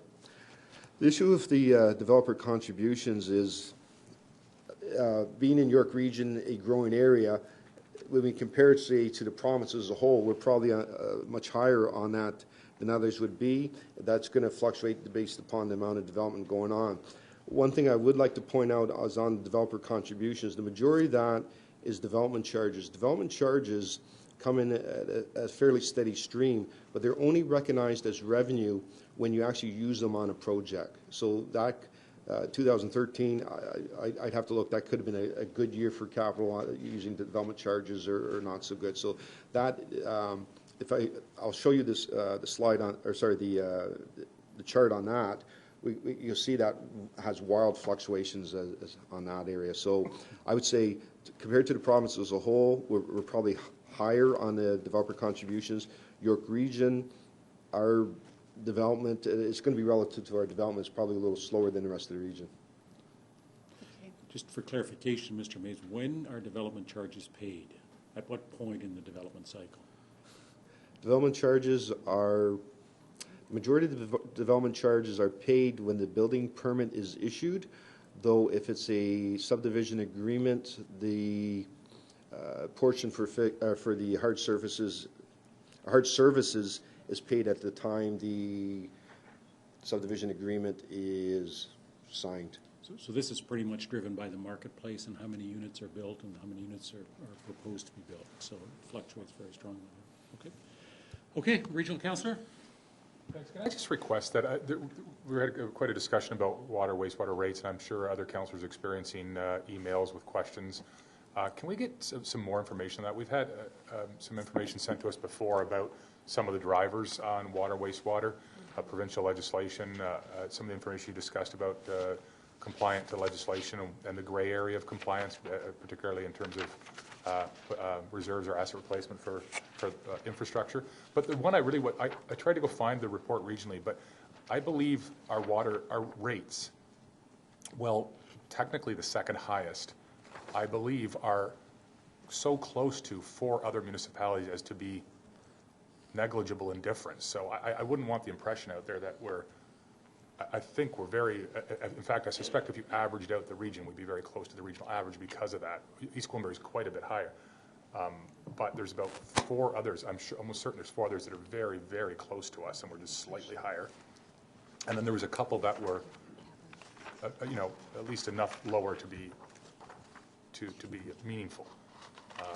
But if we could get some of that information on comparative rates, and maybe even comparative increases over the last number of years, because the other point I often share with members of the public when they contact me is that these kinds of rate increases that we're seeing, while very high, are also very common across the GTA, not just York Region. And I suspect our increases, in fact, I would suspect our increase this year was probably amongst some of the lower ones out there, even at 6%. So I think we could use to have a bigger picture of some of that information. That'd be very helpful in the communications component. Mr. Sheldon, and we'll be talking about community engagement down the road. Yeah, we can certainly provide that, and we can give you some specific information too, in addition to that, from the BMA study. So, yeah, we can do that.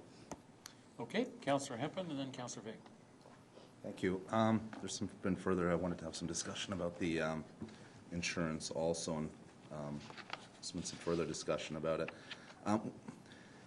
In regards to our rates, the rates through insurance are often established through amount of claims and what comes through the municipality, and that's how they establish costs often.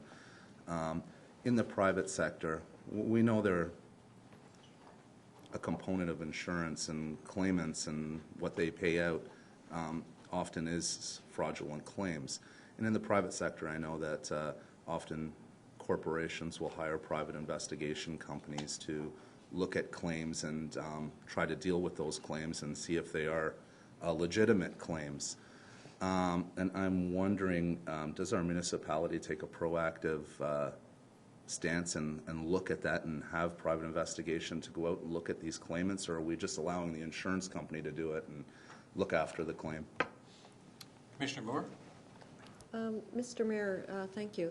The municipality relies on its insurance company, and as you may recall, it's only been recently that we have added dedicated staff to insurance, and that individual is only, I don't know, half-time. Yes, Andrew's telling me half-time. So, and that individual is helping us with our risk management program, but certainly if we were to, if council wanted us to look further into how we can assist in reducing our claims, we would likely need additional resources in that area. Thank you. Just a follow-up question, if I may.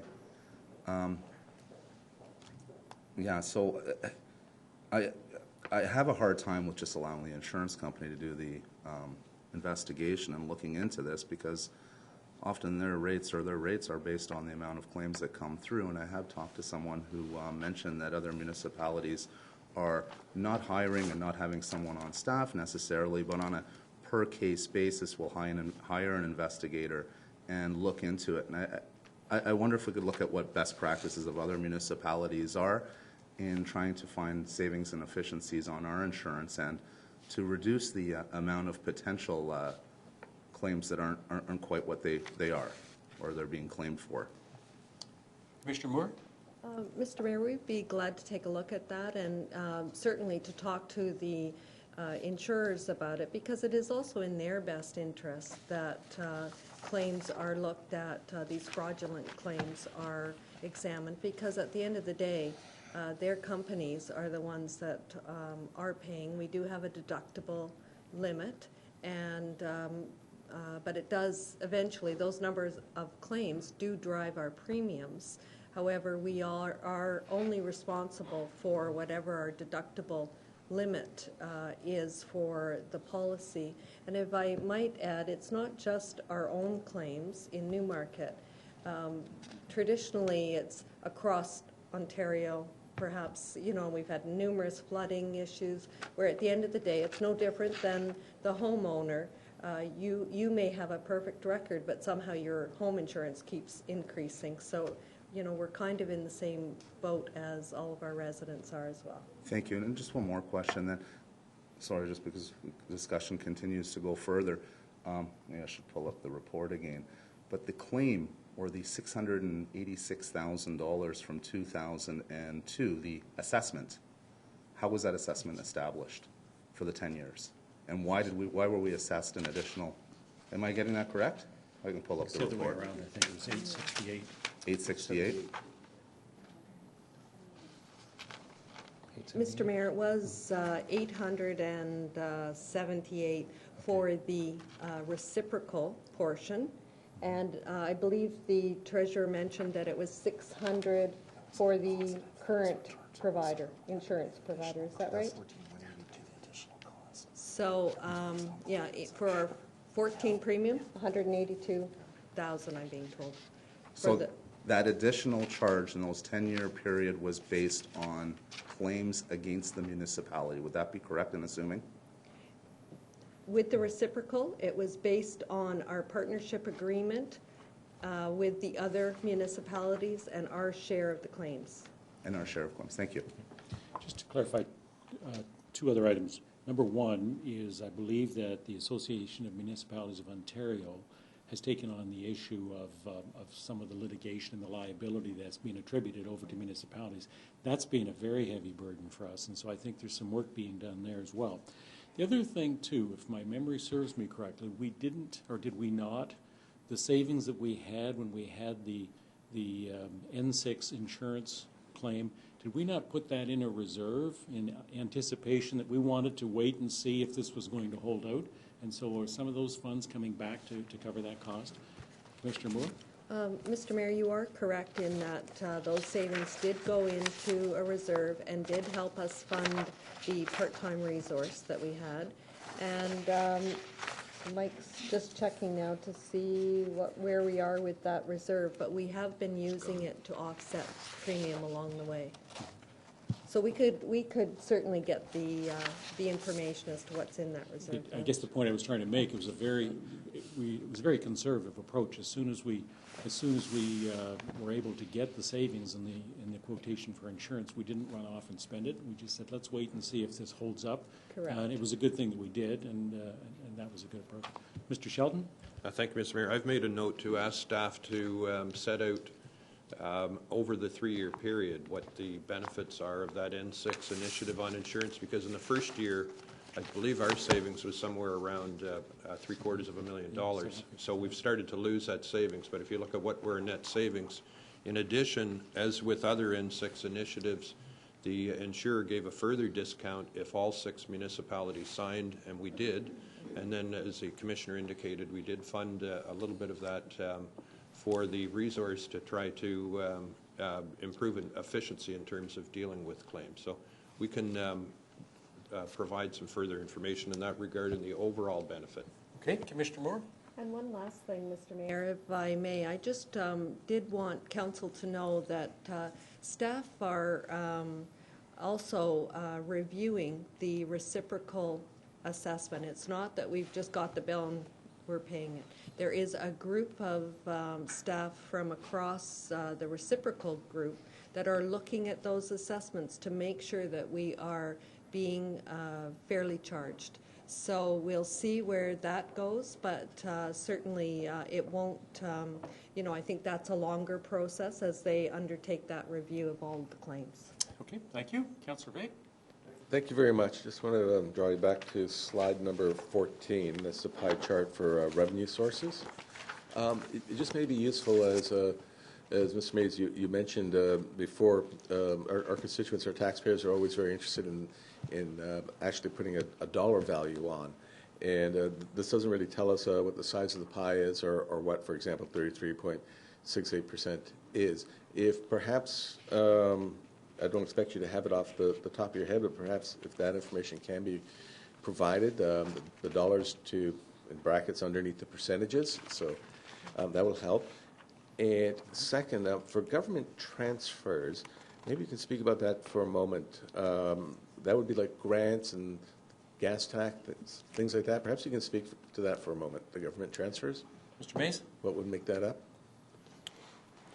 Yes, in 2013, I'll provide the numbers, but I believe the pie then was about $100 million, which makes the math actually fairly simple, but we can prepare the dollars. The main intent of this slide was just to show the relative portions. Mm-hmm. But we'll get those numbers. The government transfers, yeah, that's an accounting term for grants. So that would be the gas tax, which brings us about $2.3 million a year. That would be in 2013. That could have been any other grants, which in our case are generally speaking capital grants. Mm-hmm. So I'd have to look up which ones they specifically are. Again, that can fluctuate from year to year depending on what programs are available and how we spend the money if we defer to a year. So it's dependent upon the capital program. But one thing we do know consistently is the gas tax at $2.3 million. Okay, and one other question on that. We receive a dividend from Newmarket Hydro. Would that be captured in investment income, or where would that be captured? That's correct. That would be an investment income. Okay, and that makes up about half of that, perhaps? Well, there's rent and there's interest as well on our debentures. We have $22 million worth of... We have rent another at 5.86, but it's just something, but it's in there. It's just approximately half of what that investment income is. I'd say the majority, large portion of that would be the dividend. Mm-hmm. The rent, we would not classify that as investment income. That would be under rent and other. Yep. But the actual dividend in 2013, I'd have to look up what that amount was. But that makes up I can get that breakdown for you. Okay, but that basically makes up the bulk of our investment income, or a big portion of it. Thank you. Okay, good. So let's take that break we were going to take 45 minutes ago. So we do that for 5 minutes, and then we can come back and look at the communications component. So we'll be back by 10:02.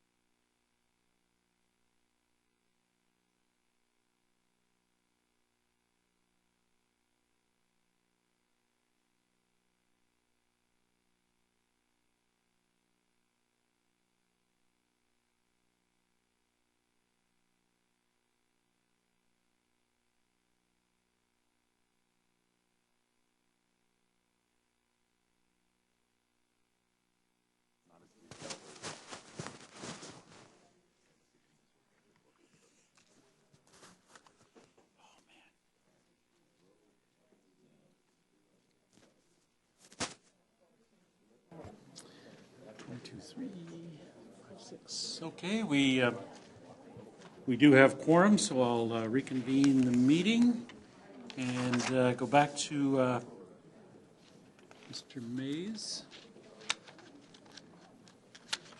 And that's with respect to, we're on page 16, which is the budget schedule, I believe, and then we'll go from there to the communications piece. Just as a reminder for our members of council, is that the recommendation within the report that we have before us is that the request is to provide the details of the preliminary budget, the tax-supported utility and capital budgets, to make that available to the public, and then we go into the public consultation session, and then following the feedback that we receive through the consultation session, then we can start into the recommendations, revisions, and amendments to the budget. But this is just to get us to the point where we can engage the public. Okay, Mr. Mays. Thank you, Mr. Mayor. So, 2015 budget schedule, nothing new here. This is the schedule you've seen before. These are the things we've done. The community engagement being an ongoing process. February 23rd, this is the meeting we're at today, and thank you for reinforcing the point. The deliverable that we're trying to achieve today is approval from council to present the budget to the public, to post it on our website. Again, reinforcing, that's why we call it the preliminary draft budget. Council has seen it for the first time, so to share it for the public and to get their feedback. During this week, we're also going to provide you some of the additional information, the decision packages, the capital project list, the budget summaries. These will be circulated to council within the next couple of days. They will go to you prior to us posting them or making them available to the public. And at this point, we're still targeting April for approval of the budget. With that all said, I'm going to turn it over to the Director of Corporate Communications. Okay. Thanks, Mike. Good morning. We're still in the morning. Mayor, members of council, staff, and members of the audience and the public. As you may recall from the last presentation about the communication strategic plan and the engagement for the budget process, that our goal is always to increase awareness and engagement in the actual process and the budget itself. So we use many channels to do that, and we actually called out to 15,000 residents to ask them to fill out the budget survey. We sent this brochure, many of you probably saw this in your tax bill, to all households and businesses in town. And that talked about our process, how to get involved.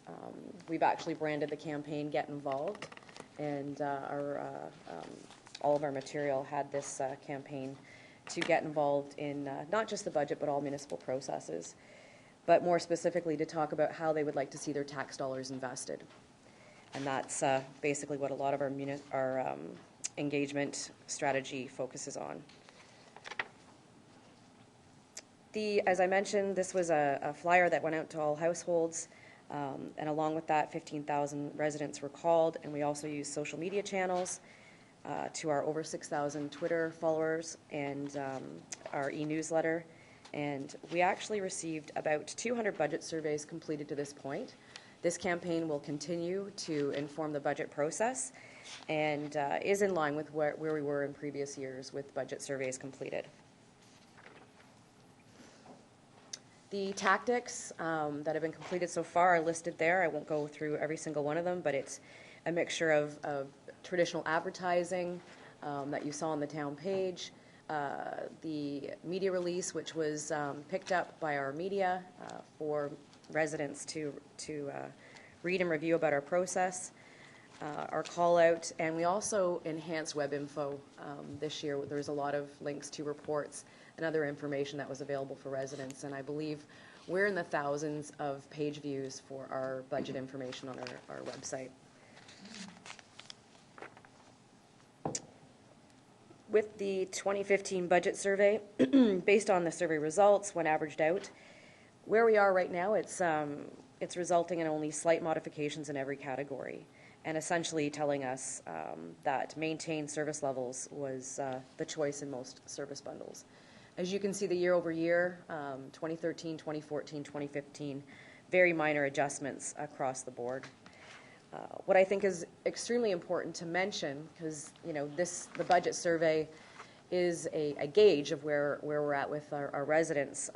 The actual community survey, which you saw those results unpacked for you, I guess, closer to the end of last year, that those, as far as being more statistically valid, also told us the same thing. So this is in line with what we've heard through the community survey and past budget surveys. And that's a good reaffirmation of the results that we've received. Residents wish to maintain service levels in almost every service area, as I mentioned. 84% felt that they received good value for taxes paid, and that's from the community survey, which is an excellent result in that regard. And 95% of residents satisfied with living in Newmarket, and also 4 to 5 that were satisfied with their local government, and that came from our community survey results. This is just another way to look at our chart, at our results, that the red is to maintain, as you can see, the blue is to increase taxes and services, and the green is to decrease for this year. I put this one in here from the community survey results, just as a reminder, and the question that was asked directly was what were the top priorities for their Newmarket Council? And just a reminder of some of the results that came off of that survey, including maintaining our facilities and communications with residents, and more specifically, increasing online services and communications. So we tried to tailor this year's campaign toward exactly how residents were looking for their information. And again, this was from the community survey, asking residents, asking for more information on, general information on taxes, how their tax dollars are spent. This full color brochure talked to where the money came from and where does it go, with the different, I think we heard 160 some odd services that we deliver as a municipality and the value for their tax dollars. And also how to pay your taxes, the multiple ways to do that, and how to get involved in your budget. We also focused, again, on print material and website, which is how residents prefer their information. And I've mentioned the budget mailer several times. And so phase 2, which we're into right now, we will continue to focus our efforts and build awareness and engagement on the budget survey, to fill out the budget survey, and through our traditional channels, social media, and also web and print channels, will continue to engage residents in what's left with the budget process. There's always the opportunity to come to council, make a deputation, to deliver comments online. Each service bundle actually has a way to put your comments in based on service bundle, and that gets delivered to us, and we'll fold that into the engagement process, or to comment on the entire process itself or budget. And with that, that basically is a snapshot of where we're at with our budget process for engagement, municipal engagement. Again, we urge people to get involved. And with that, I will turn it back over to Mike. Okay, I have a question here from Councillor Hempton.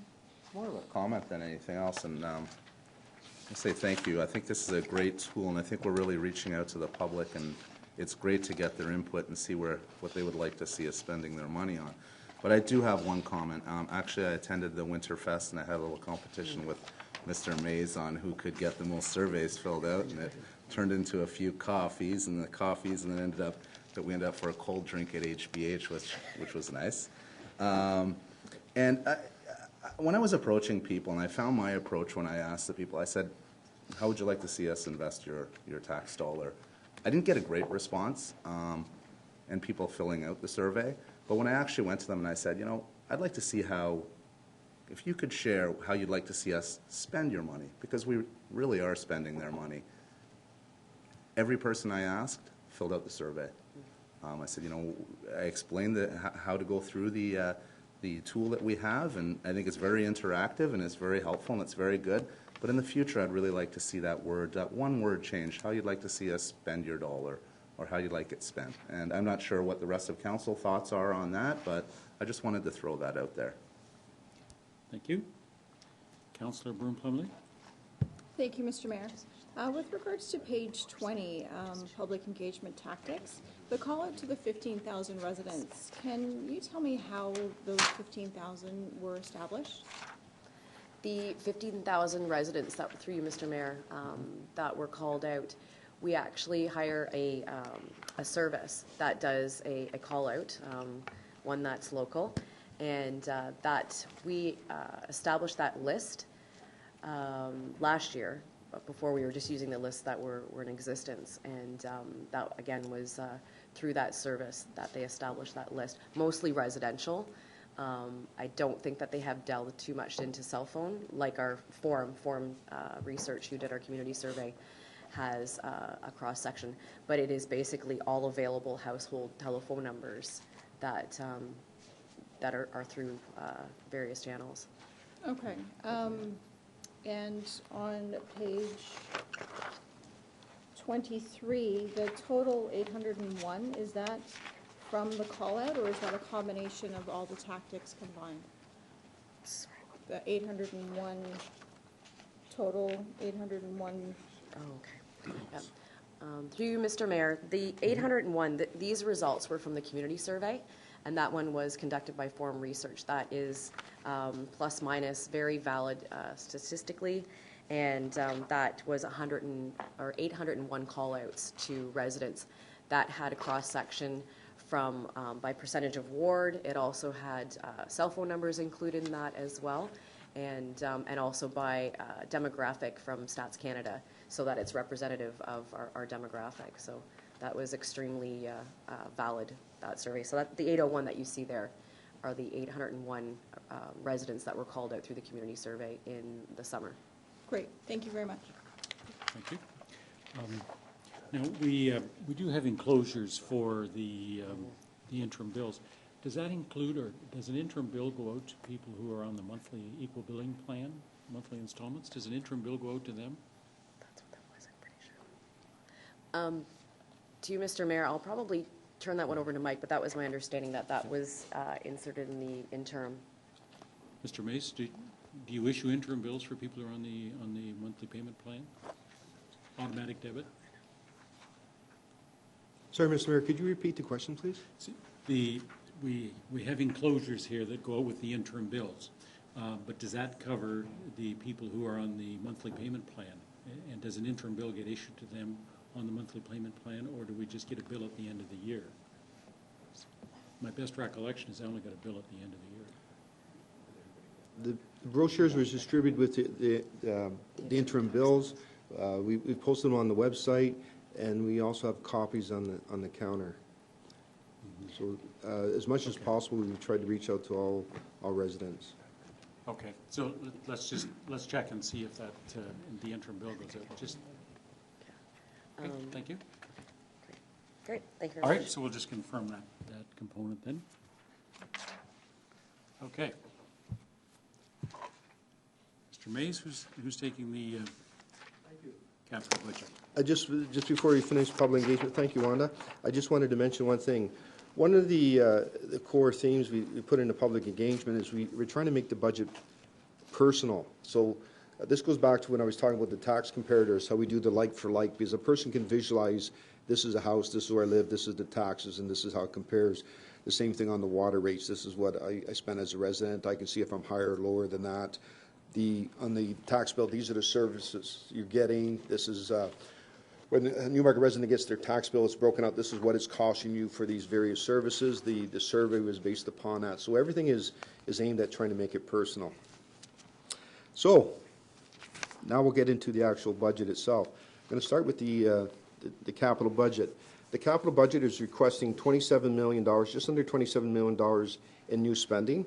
As I mentioned before, 2014, we haven't finalized the numbers, but we're anticipating there's going to be carry forward that will be brought to council, looking to bring forward $30 million from 2014.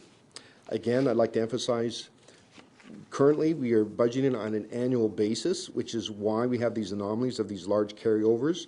In 2015, we will be looking into going to a multi-year budgeting, specifically for capital, and we should be able to address that. One of the recommendations from Hempson on the capital financing and sustainability strategy is that we break the capital budget into 3 categories.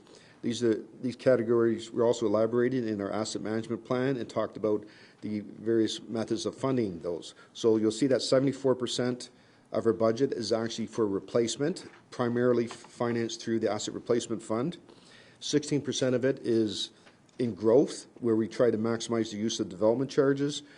And the remaining 10%, it could be health and safety enhancements and other types of items. Some of the highlights in the capital budget is that, first of all, it is within the available funding envelope.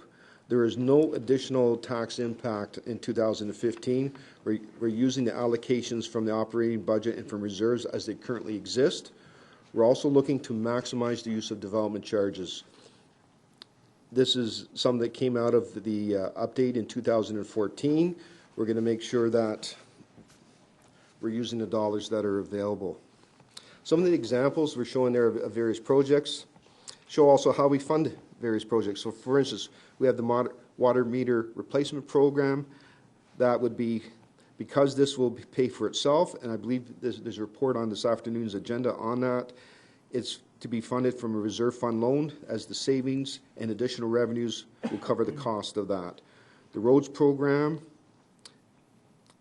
is from the asset replacement fund. The Yonge Street improvements and the artificial turf, those are growth items, and the primary source of funding from them is the development charges to the extent that we can, and the new pumper for Central York Fire Services is from the dedicated asset replacement fund for Central York Fire Services. We'll be providing the full list of projects to you. The 2015 water and wastewater fees. These were approved by Council on December 22nd, 2014, and became effective January 1st, 2015. As you can see, for the average resident, we're projecting an increase of 5.71%. We try to base it upon their average consumption of 200 cubic meters, as there is a variable component and a fixed component. You also note that 7.92% is the increase for the average commercial user. So you can see we're having a little bit of shift. What we did in 2015, we froze the monthly charge to fixed proportion, and we're looking at revising that in our rate structure for 2015. I also, again, I believe you will find that our residential increases will be lower than our neighbors in 2015 and going forward. On the 2015 draft utility budget, as per past practice, we compare it to the 6-year water and wastewater financial plan. This was established by Council in 2012 and covers the years 2012 to 2017. We're looking favorable compared to what we projected for 2014. I'd like to point out a couple of changes, though, we've made in the plan. We're following up on the recommendation from the Capital Financing Sustainability Strategy and Asset Management Plan that condition assessment is required of the assets, of the underground assets. So a provision, will be shown as an enhancement in the 2015 budget for water and wastewater, $620,000 to start a condition-based assessment program, which I believe is on a 10-year cycle. This, as I said, this was recommended by Hempson and by the Asset Management plan. There is no tax impact on that. This would be funded from the Asset Replacement Fund. So to keep the Asset Replacement Fund whole, what we're suggesting is this would be funded by the Asset Replacement Fund, as I stated, which is consistent with what we do on the tax-supported side, and will increase the allocation to the Asset Replacement Fund from water and sewer in 2015. We still will be able to be very close to the target in the financial plan. In 2015, ahead of time, we're also suggesting that this plan should be updated. We've had a number of substantial changes to our water and wastewater operations. As I noted before, conservation is becoming a major issue.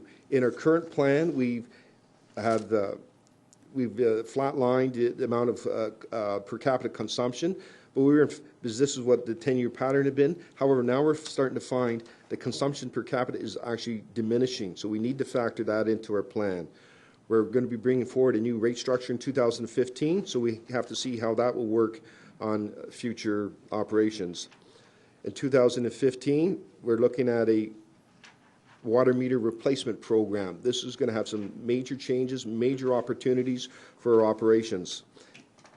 And as well, with the condition-based assessment, this could be changing how we fund and how we project our infrastructure replacements going forward. At that point, I would pause to see if there's any questions on the utility or capital budgets. Councillor Fay? Just want to jump back to slide number 28. We have here an artificial turf sports field at approximately $1 million. Frankly, I don't recall this council approving that. I know we've had some discussions on it, so I'd just like to know why it's included there. Also, a follow-up question to that. Other items from our agenda this afternoon regarding recreational amenities are being referred to the recreational playbook. So maybe somebody can enlighten me why this is here? Mr. McDougall? Yeah, thank you, Mr. Mayor. Through you to Councillor Vey. It's a very good question. The reason why it's here is because of a window of opportunity that we've been presented with. This project is being contemplated in a partnership arrangement with York Region District School Board. They're waiting for a response from the municipality on a shared facility at Denison High School where there would be artificial turf. There would be the potential for a track around, which we would not be financially contributing to, but it would be part of their project. A small field house to support the operations. They're waiting to do a project, so our contribution would be in the neighborhood of half, probably slightly under half of what the project cost would be. And the reason it's here as opposed to coming forward in the playbook is because of timing, and it's here for Council's consideration as part of the 2015 capital budget considerations. But again, it's really related to a window of opportunity that we find ourselves in. Thank you. So this will be coming back to Council before any undertakings or any commitments are made. Yeah, obviously we need a lot more information on that, but okay, well, thank you for that answer. Regional Councillor? Thanks. Just on that one quickly, I've never heard about the Denison partnership, and so it's in a capital budget, and we're supposed to be moving this to draft budget, which means it's going to the public, and we're finding it all out at once. And I have to say, I know it's only draft and it's for our consideration, but once it's in a draft budget, the appearances we're taking it out, and there's stakeholders that would have a lot to say about turf fields and in the past. So, if we can, I don't know if we can get a report on this that gives us a little more information. But we are going to, I guess, in theory today we're going to draft, so it's in it. Also, is there a can we get circulated the Central York Fire Services or the JCC report on the new pumper and I assume there was a report of some sort with justification and what we need and what we have. And yep. Some more details, more information on those two items. Yep. The slide 29. It's, to be fair, I'll talk to that in a second. Anyway, I'm trying to take this in quickly. But it appears to say that the percentage change is 902 at the top. The average bill, which is highlighted as 902, but the residential change, and I believe a previous report, and that we, I think even approved, was this 571. And I just can't seem, and it seems like if there is the 571 because that's coincidentally or because it's the flat rate for both water and wastewater, or is that a coincidence? And how does this translate from a 902 to a 571? Or if 902 is an average, how is ICI and residential both below 9 and getting to the 9? I'm just confused by this chart. Mr. Mays? The 9% increase was on the volumetric portion of the bill, which represents, I believe, roughly 2/3 of your water bill for a resident. The fixed charge has not changed. Therefore, the blended change is 5.7%. Perfect. I'm not trying to be harsh. I don't think that's very clear from that. unless I'm missing it, does it ever say, it just, the thing is average bill highlighted, 902, and I don't see a line that says volumetric charge, then blended with flat or other ones, that gives you the 5. So, anyway, just thought if we're using this in public in the future, I think it could probably be looked at a little bit. And then the other comment I want to make is just in general, and this is meant to be constructive, but I'm getting, we're getting a lot of, so first of all, we've got a 1.5, 2-page report a week in advance for a budget deliberation today. Then we got a PowerPoint here at our desk, and the PowerPoint is coming with, and it's good information, but a lot of verbal just explanation about things that are happening and how it might affect things in the future. And maybe I'm different than others. Maybe I'm more visual. I'm really struggling with it. And if we can get backup material or more written or longer, and I know you try to keep reports short in general, but this is budget. I just need to read things and read them, go back to them afterwards at another time. And so I don't know about others, but I'm struggling a little bit with particularly getting things in advance, and then combined with a lot of verbal explanation to a page that has maybe 3 bullet points, and then a 5-minute verbal explanation. It's good information, and it's clear when it's being explained. I just can't take it all in. Mr. Sheldon? No, I appreciate those comments, and I did say that, you know, notwithstanding some of the resource challenges with year-end and so on coming together, that we're still on schedule. A lot of the numbers in the presentation are in the reports, but not in a concise manner as the presentation. But if there is anything further that we can provide to keep us on schedule, we can certainly do that. Or we can take a look at the schedule itself. I guess if it's helpful, I don't know that you want, well, if the PowerPoint, if Mike is reading from notes that are attached to the PowerPoint, it's that easy, just to be able to read the notes and look up at the slide afterwards even, and I can peruse it at my own, that would be helpful. And if it's not in that format, that might be more difficult, but I don't know. That's yeah, I don't know. Mr. Sheldon? I could share my notes, yes. Good, thank you. So we'll circulate those to all members of council then. Councilor Bazans? Thank you, Mr. Mayor, and I think some of my concerns are along the same line and just trying to figure out what's on first and what's on second.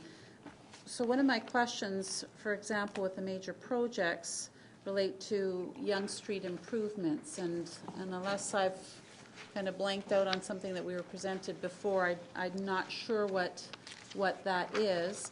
And similar to the concerns that Regional Councillor expressed, if these are the major projects that are proposed within the funding envelope, so will not impact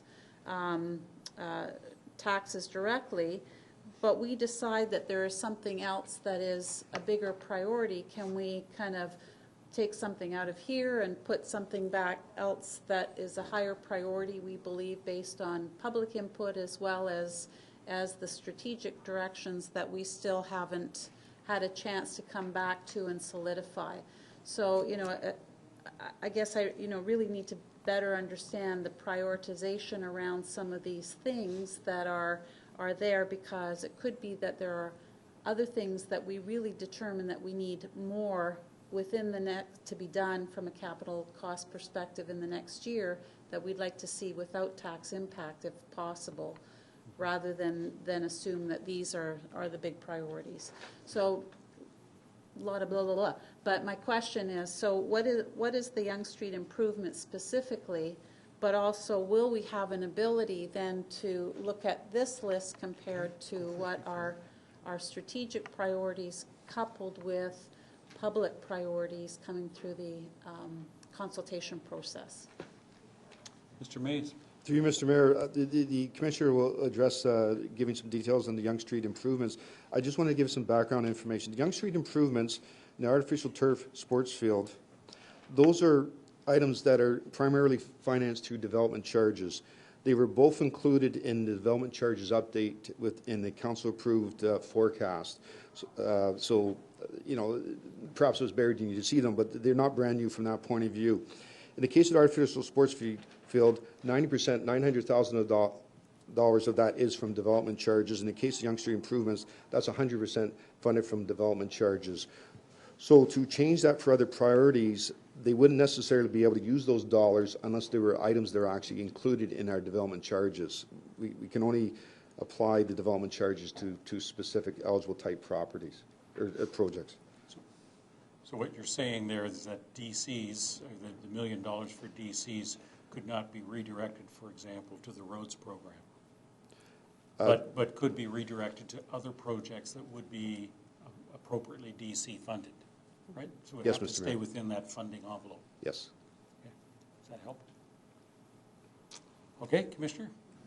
Yes, through you, Mr. Mayor. Certainly the Yonge Street improvements that we've identified on this slide have to do with the Viva Next project that will be started in 2015, and so these are related to the town's costs of relocating some utilities in advance of the work for the bus rapidway.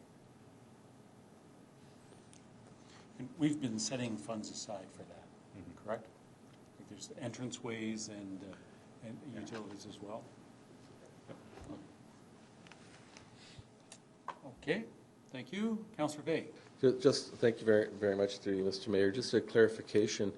For example, regarding the artificial turf sports field, for development charges, is it identified specific as that, or is it identified as recreational amenities, or because genuinely, I don't recall anything in our development charges, and it could be there and it could be buried, that says you're going to be contributing to an artificial sports field. I do know that contribute to park, amenities, et cetera, but is it actually that specific? Mr. Mays? This item is specifically referred to in the development charges background study. Oh, okay, but other broader like recreational amenities, that's also referred to. Is that not correct? I'd have to look up the actual report, and perhaps the Commissioner might know better than I, but I believe in the outdoor recreation section, it is pretty specific.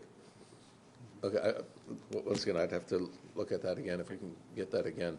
Commissioner I just don't McDougall, recall. then maybe. Thank you. Thank you, Mr. Mayor. The Treasurer is correct in that when we went through the process, we were asked to be very specific as possible. It is listed specifically in there as responding to what would be deemed to be a longer-term community need. As we start to run out of opportunities to develop more sports field, the community continues to grow, and we can address the shoulder seasons and save on maintenance costs. So what we'd be happy, in response to an earlier question or comment, that we'd be happy to put a more detailed, specific report together on that. In terms of the ability to transfer from one very specifically included project in the DCs to some other project, I'd have to defer that one to Mr. Mays to research and respond to. Thank you. Mr. Mays? He's going to get the information. We could just transfer those development charges to other outdoor recreation projects listed in the background study. So there were other sports fields. I believe there was trails listed. I could give you a list of the projects, but those dollars are collected with a specific intention, and we have to honor that intention. Thank you. Councillor Twinney. Thank you. Back to the comment about the Yonge Street improvements, the $1.165 million. Mr. Noham, you said that they were for the moving of utilities. I thought with the Viva project, I thought those kind of charges or costs were not going to be the burden of the municipality. It's part of the project. And the only cost that we have for any of the Viva projects was for anything that we want to do differently. So, for example, they will put like to like in, but we want to put in, say, something, a nicer light fixture or something like that. Those are the costs, then that would be the burden of us. Commissioner Nohammer? Yes, through you, Mr. Mayor. And certainly we can get the details for you on all of those particulars, but the budget item relates to anything that the town wanted to replace of its own volition prior to the Viva project coming in. So, for instance, if there was a water main that we wanted to replace in advance of the project going in, because now is an opportune time to do that, that would be our cost. Okay, there I may- understand. So if there's something that we know in the future is going to come up that we would probably have to replace it, do it now before, Right. which would not be falling under like the Viva project, wouldn't be replacing a water main or for something for that example. Yeah, I believe you're correct. Can we get that? That would be good information because we do get a lot of questions, about the Viva project and what, what is it costing the town? What is it for? So when we have a number out there of $1.165 million, it'd be good to say, okay, have a better knowledge for us to be able to answer those questions of what exactly it is. Yeah, and certainly, and it's any other infrastructure that the town would like to do as part of the work going in as part of the buffer. Yeah, it's just, I understand, it just, Yeah. it'd be good to get some of that more broken down into specific details a bit more. And does that include any, is that the end of it, or is there going to be additional costs for, say, does that include anything that's going to be above like to like, or does that include it, or does it not? Like just a little bit more broader Yeah. information would be good. Yeah, we have looking forward into future years amounts as well. Okay, perfect, thank you. Thank you. Okay, carry on. Okay, I was going to start moving into the town supported operating budget. So on December 17th, the library board approved a recommendation for a 2% increase in the library board. This included an enhancement for the extension of Sunday services, which would be financed from reserves. Central York Fire Services, the Joint Council Committee was presented with a draft budget on February 3rd. One of the challenges they are having at this point is they were also presented with a plan for an update of the Fire Master Plan, which has substantial capital and operating investments in it. The creation of a 5th fire station, purchase of another fire pumper, 20 firefighters, enhanced training in fire prevention services. So on February 3rd, JCC directed that a presentation be made to council, or the municipal councils, which I believe has been done for Newmarket, not for Aurora yet. At this time, JCC has not made any recommendations on the budget. They were going to be presented a proposal on March 3rd. According to our agreement with Aurora, this would then have to go, if JCC was to make a recommendation based on what they're showing on March 3rd, this would have to go to Aurora Council for their review, and then would come back to our council. We're not sure if that would be done within our timeline or not. What has happened in the meantime is that the treasurers and the CEOs have met with the fire chief of the two municipalities to come up with a proposal, which will go to JCC on March 3rd. This, speaks to a way of phasing in the increase to complete the recommendations from the previous Fire Master Plan, and which are also provided for in the current Fire Master Plan. And I'll speak later tomorrow on the amounts in that. So at this point, it is possible that we may be having a provision for fire services, but not an actual recommendation from the budget from JCC. I'm going to try to go a little quicker through the next few slides, just being cognizant of the time. These next slides just talk about, further to the report on February 2nd, about the approaches to the 2015 budget. So we've seen that there will be a driver for the increased insurance premiums. The insurance reassessment, that was covered off in 2014. Emerald Ash Borer is a program that's coming in at $225,000 a year. Is our recommendation that we extend the voluntary contributions from developers to fund $125,000 of that, reducing that to $100,000. We talked about the tax assessment adjustments. We provided in the budget $300,000 for that. We're recommending that as $100,000 of that is the probable growth we would have in that area, that the further $200,000 be covered by rate stabilization. This would be for the years 2015, 2016. And I spoke briefly to fire services. On growth, our main goal was to ensure that we don't have softening of services of a growing community, that we're able to maintain the same level of service. I will later show you a number of growth items. What we have done at this point is we have annualized all those costs, and I'll speak more to that later. The Fire Master Plan and restructuring of public services department are being phased in. One of the things we had to be aware of is what we have provided in the budget, what we believe is the minimum to be able to maintain the current service levels. The Fire Master Plan and the Public Works Services restructuring phased in, being aware of there will be operational constraints on some of the growth items as well as financial constraints. Responding to the community, Wanda has addressed most of that. We'll be putting in some options for enhancements on that area. Council strategic priorities, 2015, obviously a transition year. Where possible, to whatever degree possible, we've tried to factor that into the budget.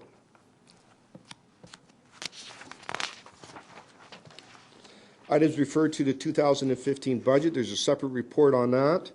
I can tell you that the included in the operating budget is additional revenues from the solar panels at Magna.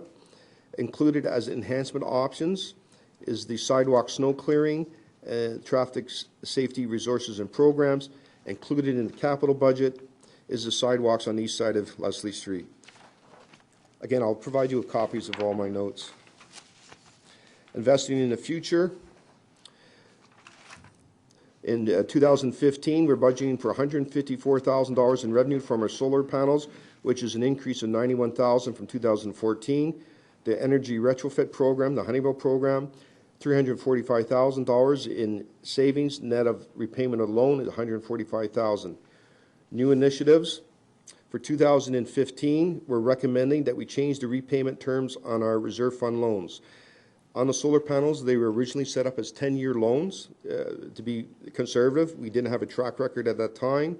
We're proposing that be extended to 20 years to match the benefits, to match the cost with the benefiting period.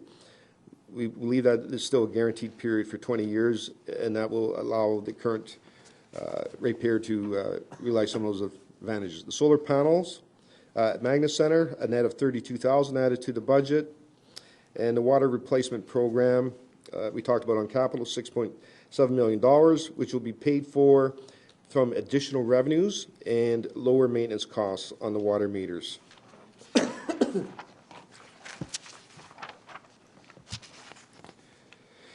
budget includes $219,000 of efficiencies, in addition to some of the previously mentioned items. For financial sustainability, we're maximizing the use of development charges and reserves where appropriate and sustainable. Where we will use one-timers, for one-timers, expenses which have a limited duration, such as only for a year or for a couple of years, we are recommending the use of reserve funds, as this has been the past practice, as the costs are not sustained and the revenues would not have to be sustained. All growth items have been annualized. So in the budget that we're presenting right now, even though we're partway through the year, we know the growth items will not have a full annual cost. To minimize the impact on 2016, they have been annualized at this point. We will be further in the process providing an outlook for 2016, which will be based on the known drivers, any items being carried forward, such as enhancements, further phasing of the fire services and public works services, adjustments to the contribution from Magna Center, estimated inflation, and any council strategic priorities which are identified at that time. This will be a useful tool, we believe, for reviewing decisions in 2015, how they could potentially impact 2016. For the infrastructure levy, we have no specific direction on that. We have recommendations from the Capital Financing Sustainability Strategy of somewhere in the range of 0.83% if we were to implement a stormwater rate to 1.08%. The council has enacted infrastructure levies in the past. We're recommending for 2015 as a starting point, we've put in a 1% levy. We've also referred to under the utility budget, increasing their contribution to the asset replacement fund by $620,000.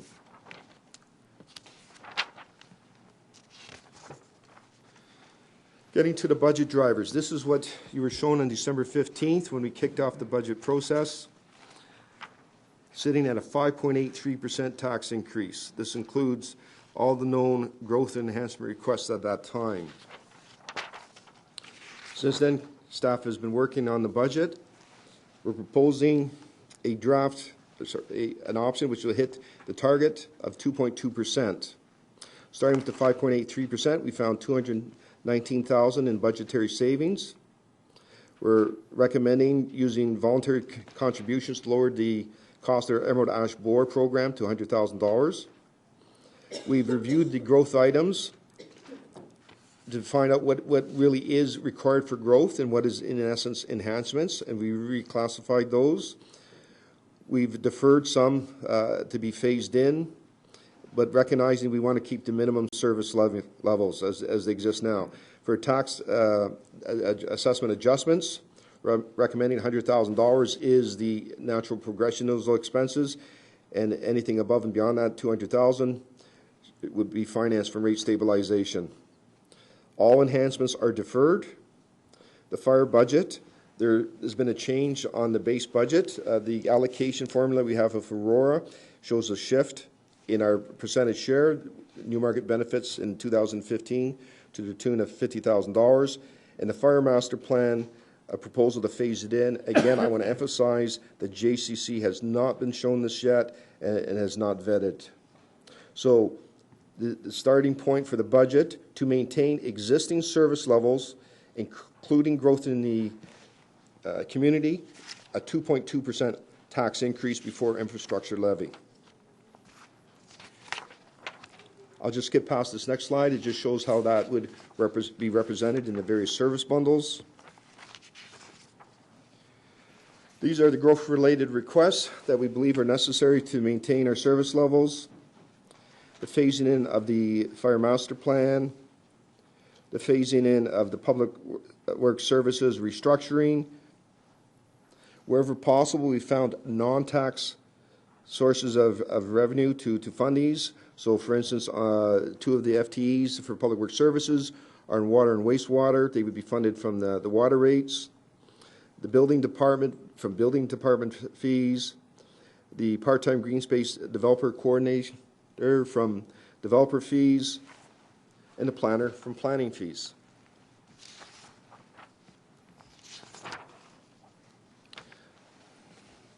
There are also the growth is also putting some internal demands on us. So a request has been made to take one of the procurement clerks who is part-time, make that position full-time, to increase their allocation for cell phone usage, and the provision for overtime in the IT department. There are also some other items which do not require tax funding, such as the kiosk supervisor, where it's proposed that we reduce the casual wages to offset that, and the creation of a new position being the realty services officer. I believe the CL has alluded to this. We're being challenged on our property side where we don't have the expertise or coordination of our portfolio as far as managing our properties. Some of these, this also would be someone who would be able to help us in purchasing properties, some of which DC funding would be available for. And some of this, the remainder of that could be funded by redeployment of the resources within the strategic initiatives departments. Again, I want to emphasize that at this point in the budget, all the growth requests have been annualized as the full annual cost, so that there would be no impact on 2016. So now we get to the options. Option 1, we're suggesting the budget as we just suggested here, with no enhancements, the base budget with growth items to maintain service levels, a 2.2% tax increase, or the upper limit of the target, a 2.5% tax increase would allow $153,000 for service level enhancements. In both scenarios, we're at this time proposing a 1% infrastructure levy. Next slide shows what that would look like, coming down to a 3.2% tax increase, showing the split between the town, library, and fire, and what that would look like on an all-in basis, including the regional school boards. Now, the estimate we have here for the region is the original proposal for their budget at 3.79%. The school boards at this time are not proposing a tax increase. We factored in what we project for their tax shifting, that the region's 3.79% would become 3% for the average Newmarket taxpayer, and the school board 0% would become 1%. For your information, if the region was to lower their tax increase by 1%, as the region taxes are 41% of the total, that would decrease the all-in tax increase to 2.27%. The second option, 2.5% with a 1% infrastructure levy being 3.5%. The enhancements, $153,000 being a 0.3% tax increase, works out to $4.78 for the average resident per year, or 40 cents a month. This is what option 2 would look like on an all-in basis. And I apologize, I'm going fast, but we'll provide you with all the information. The 2.79%, sorry, 2.79% being the all-in increase. If we include the enhancements, again, if the region does decrease their taxes by 1%, that would take the all-in down to 2.68%. Just for your information, $100,000 in enhancements, if council was to decide to use some of that room to increase the allocation for service level enhancements, $100,000 in enhancements is equal to just under a 0.2% tax increase, which works out to just under 0.8% on the all-in, $3.12 per year, or 26 cents per month. We've given some options on the service level enhancements. I'll leave those so you can read later.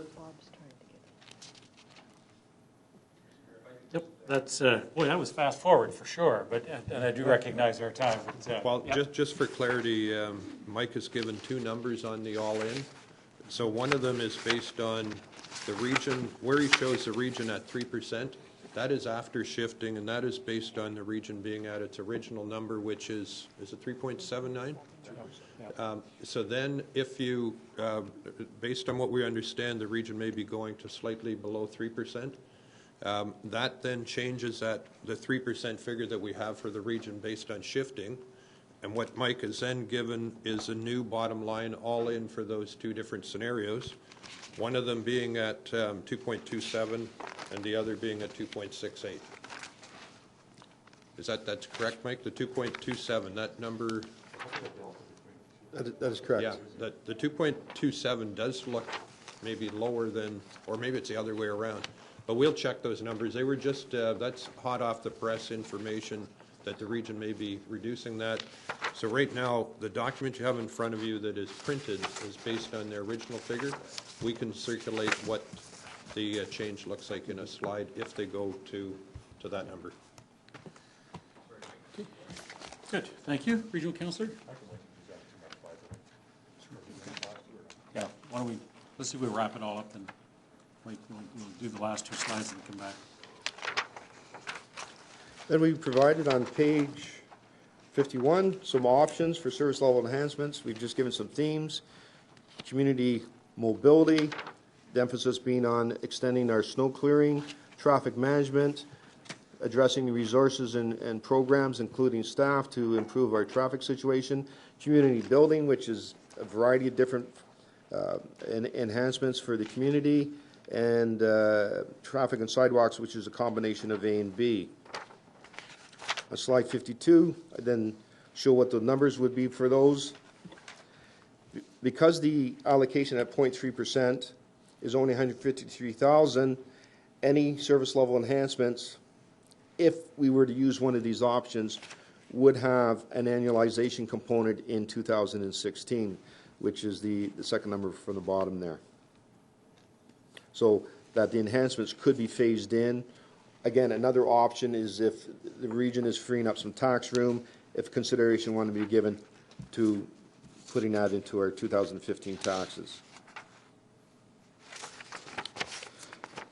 On the next slide, these are some enhancements which we would only recommend if we were going forward with any enhancements.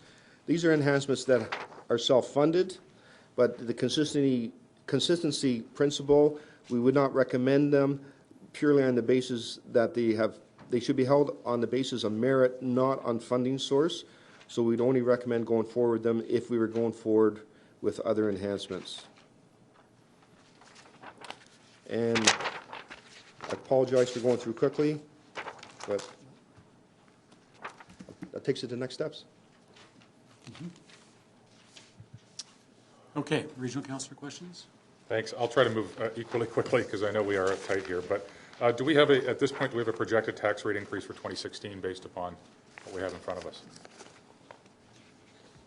Mr. Mays? I've started doing preliminary calculations on an estimate for 2016. Again, there's a lot of factors up in the air. I mean, it will end up being a range because I don't know where we're going to land on the enhancements.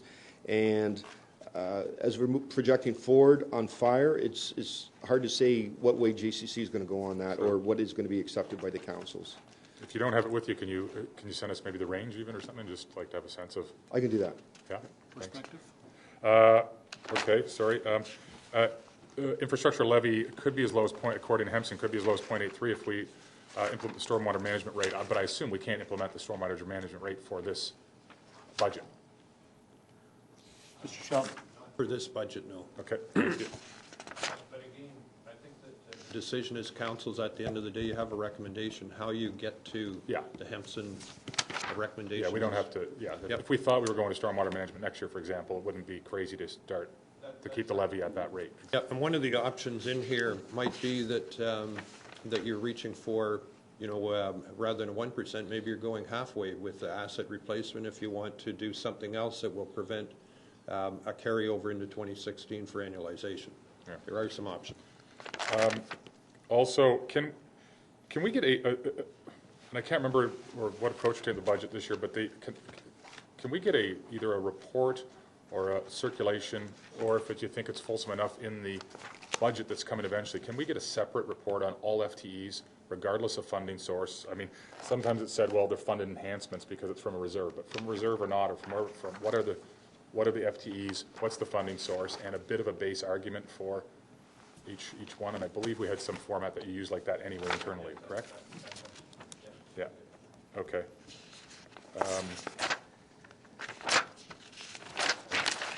And if we can double check those numbers on the effect of the region's shift, and I believe the region's shift right now is if it goes through, which I suspect it will, is 0.8%. It's actually 0.79, I think, but it's roughly in that range, right? It was point. Yeah, you're trying to reach in. It was 279 down to 297 or something, or 298. Yeah. And if we could just double check the effect on the total, it's possibly just the way shifting works, but it seemed to have a much larger shift in one option compared to the other. Yeah, that's great. Thank you. Thank you. Any other questions? Well, we've covered a lot of ground, and the good news is that we're going to have plenty of time to digest this. We'll have the benefit of additional information from Mr. Mays' notes, and if there's any additional information, I'd say by all means, please forward them on, and we can have that information back to all members of council, because it may be something that someone else was thinking of and hadn't had a chance to do. So we have one report in front of us, which is 2015-8, and that's a preliminary, and I emphasize preliminary, draft budget because it's the starting point for our discussions. And the recommendation here is to provide the public with the details contained in the draft report. Could I have motion with respect to those recommendations, please? Regional Councillor? It's always because we can't ask the questions until we put the motion forward. So I'm going to put the motion forward, then ask the questions. It may change my thinking, but that's the process we have. So I'll actually make the recommendations, except that it be based on option 2. And I'm happy to speak to my thinking after. Is there a seconder for that?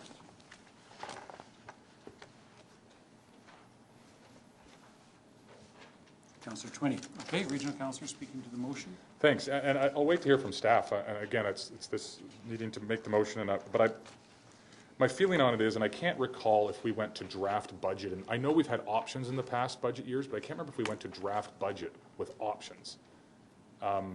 Maybe we did, and I can't recall, and somebody can refresh my memory. But my thinking is for the public, it's a little less definitive, and my feeling is that if we have a draft budget, it's a draft budget, and if we can base it on number 2, we may be looking at a slightly smaller infrastructure levy increase. We may not look at any enhancements or all enhancements, so there could be opportunity for further reductions but it does give us somewhere to work from. And it does allow for the enhancement items to be in the draft right now, so that members of council who have particular things that still want to be addressed but haven't been addressed have that at least potential there, and you don't. And I'm worried about having two options and becoming a debate about option 1 versus 2, as opposed to something in between, or a couple of items being debated. So I personally like the clarity of having a draft budget, and option 1 is an option that's always available to us, which is to reduce the budget further, which I still believe will occur, but I'd rather be working from that number. But if we've done the options before, or there's other reasons I'm missing, and I could easily be missing them, that why going forward with 2 options is a better approach to a draft budget, I'm open to the idea. That's kind of my gut instinct. Okay, Mr. Sheldon? Thank you, Mr. Mayor. I don't believe we have generally gone out with 2 options, but this time we did have a range in terms of the target. So I think the preference would be to go out with something that's definitive, and it also assists us in working on refinements as well. So we're fine with that approach. Okay, Councillor Twinney is a seconder. No, that was just my concern is that that gives us the opportunity still to wiggle it down and work within a budget that we can see which options we want to go with, what we need to, can consider to perhaps not put forth this year, but gives us that sort of opportunity to do that as opposed to starting at the bottom and then adding in, I guess. So that's fine with me. Thank you. Regional Councillor? Yeah, I think it's important that it does leave us that flexibility, a little more flexibility, and I do think we could see ourselves work down in the range more likely than anywhere other direction, but it does allow that. The other thing I want to say, and I'm remiss to not say it, I just want to say that even though the report maybe is thin, the presentation and the work behind it clearly, and some of the notes we're going to get show that staff put a lot of work into helping council achieve these options for the targets that are put in. And I know that was not certainly easy work to do, and appreciate everything that went into that as well. Good. Thank you. As well, I think that there has been a lot of work here, and at least now we have some parameters in terms of where we'll put our thinking to work. And what we do need, though, is we need to have some feedback from our residents, and I think that's important. So over the next 60 days, 30 days, until the end of March, I believe, we'll have a good opportunity to get some sense of what our residents are looking for, and to get a better understanding of the process as well. But you've done great work. You've actually hit the targets. You've met the expectations, and you've done so in short order, and you've done so with a lot of good information to help us make some further decisions, and I certainly appreciate that as well. Councillor Bazans? I'd just like to have some clarity, because I know that, the tendency is going to be that council is kind of moving in the direction of supporting a 2.5% increase full stop. I know that's not our intent, but that could be the perception. And so I just want to be clear that the difference between option 1 and option 2 is obviously the goal is to try and ratchet it down as low as possible, but get the biggest bang for the residents. But obviously, given there's still some unknowns with respect to where the region will net out, what the school board's going to do, what the fire service plan might present, so forth. So am I correct that the key difference, though, between option 1 and option 2 is option 1 does not include enhancements? Option 2 gives us the opportunity to at least consider some enhancements and keep it within. Is that what we're voting on? Okay, thank you. I feel. And the envelope for enhancements between option 1 and 2 is 153,000, I think is the number there. Okay, good. Any further discussion? All those in favor of the recommendation? That carries. Okay, next item then is the report 2015-1 budget referred items. Fairly straightforward. Can I have a motion with respect to the recommendations? Regional Councillor, can I have a seconder, please? Councillor Broom-Plumley. Any discussions? I think you've captured this well, Mr. Shelton, and it allows us to take a look at the options that have been put forward. speaking to the motion as the mover, Regional Councillor? Sorry. No, just that I think we'll consider that'll still be considered through the budget process. Everything on the list. And Councillor Broom-Plumley is a seconder? No? Councillor Veigh? Just a quick comment. A bit of a question, I suppose, for this item. The referred items, some of them might still come back for discussion. For example, sidewalk and walkway and trail clearing, et cetera, and other items here. So by the fact that we are approving this or moving this this item, doesn't take it off our agenda. It doesn't require a 3/4 vote to bring some of these items back, in other words. No, it defines the way that we're going to capture each or deal with each of these items. And in some cases, for example, the sidewalk, it's enhanced. It's part of the enhancements in the budget, so that's reflected in the budget process. The traffic safety, again, that's part of the enhancements that we're looking at. And then the sidewalk is included in the capital budget. So the other items that will require further consideration is the comprehensive review of comparisons to subsidy for the second item, which brought forward by the very useful theater company. The MagnaFit project, that's an internal loan, that's going forward. Then the train whistles and the Historical Society, there'll be separate reports coming forward on those. Yep. So each of those items that have been brought forward will be dealt with in different ways, some of which are included in the budget. Well, I guess one of the things I'm getting at here, for example, is the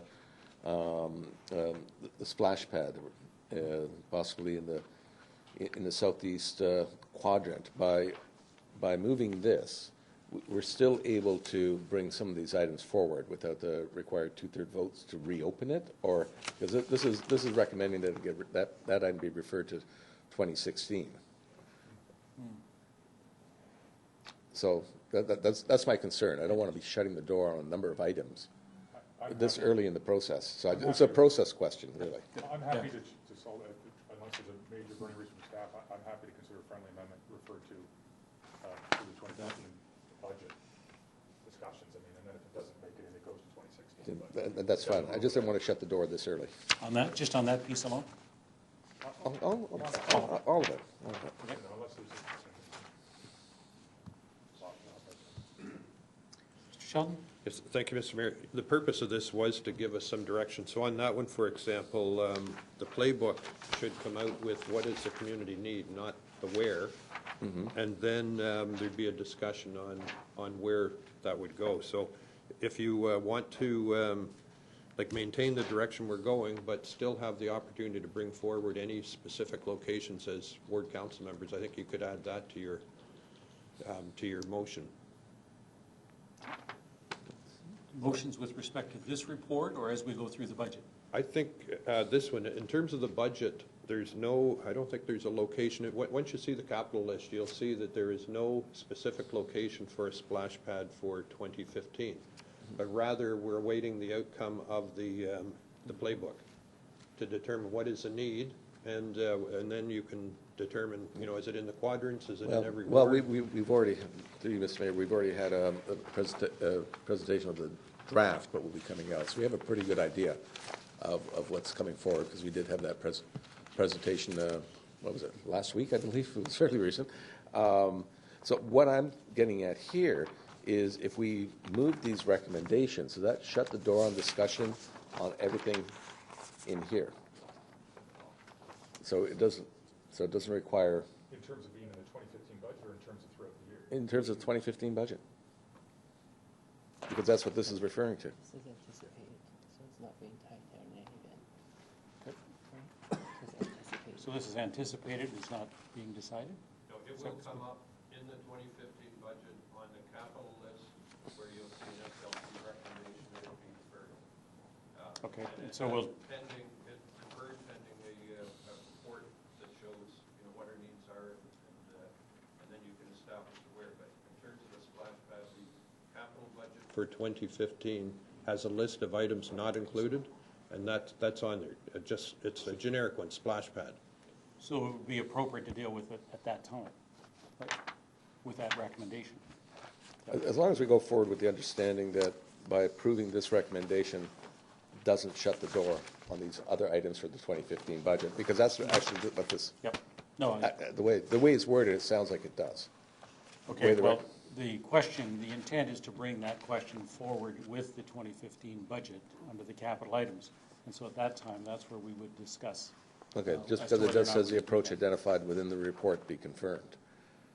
So like all draft items, that's the way they'll be presented in the budget? We can't change them. It'll be up to council to make that decision if there's modifications.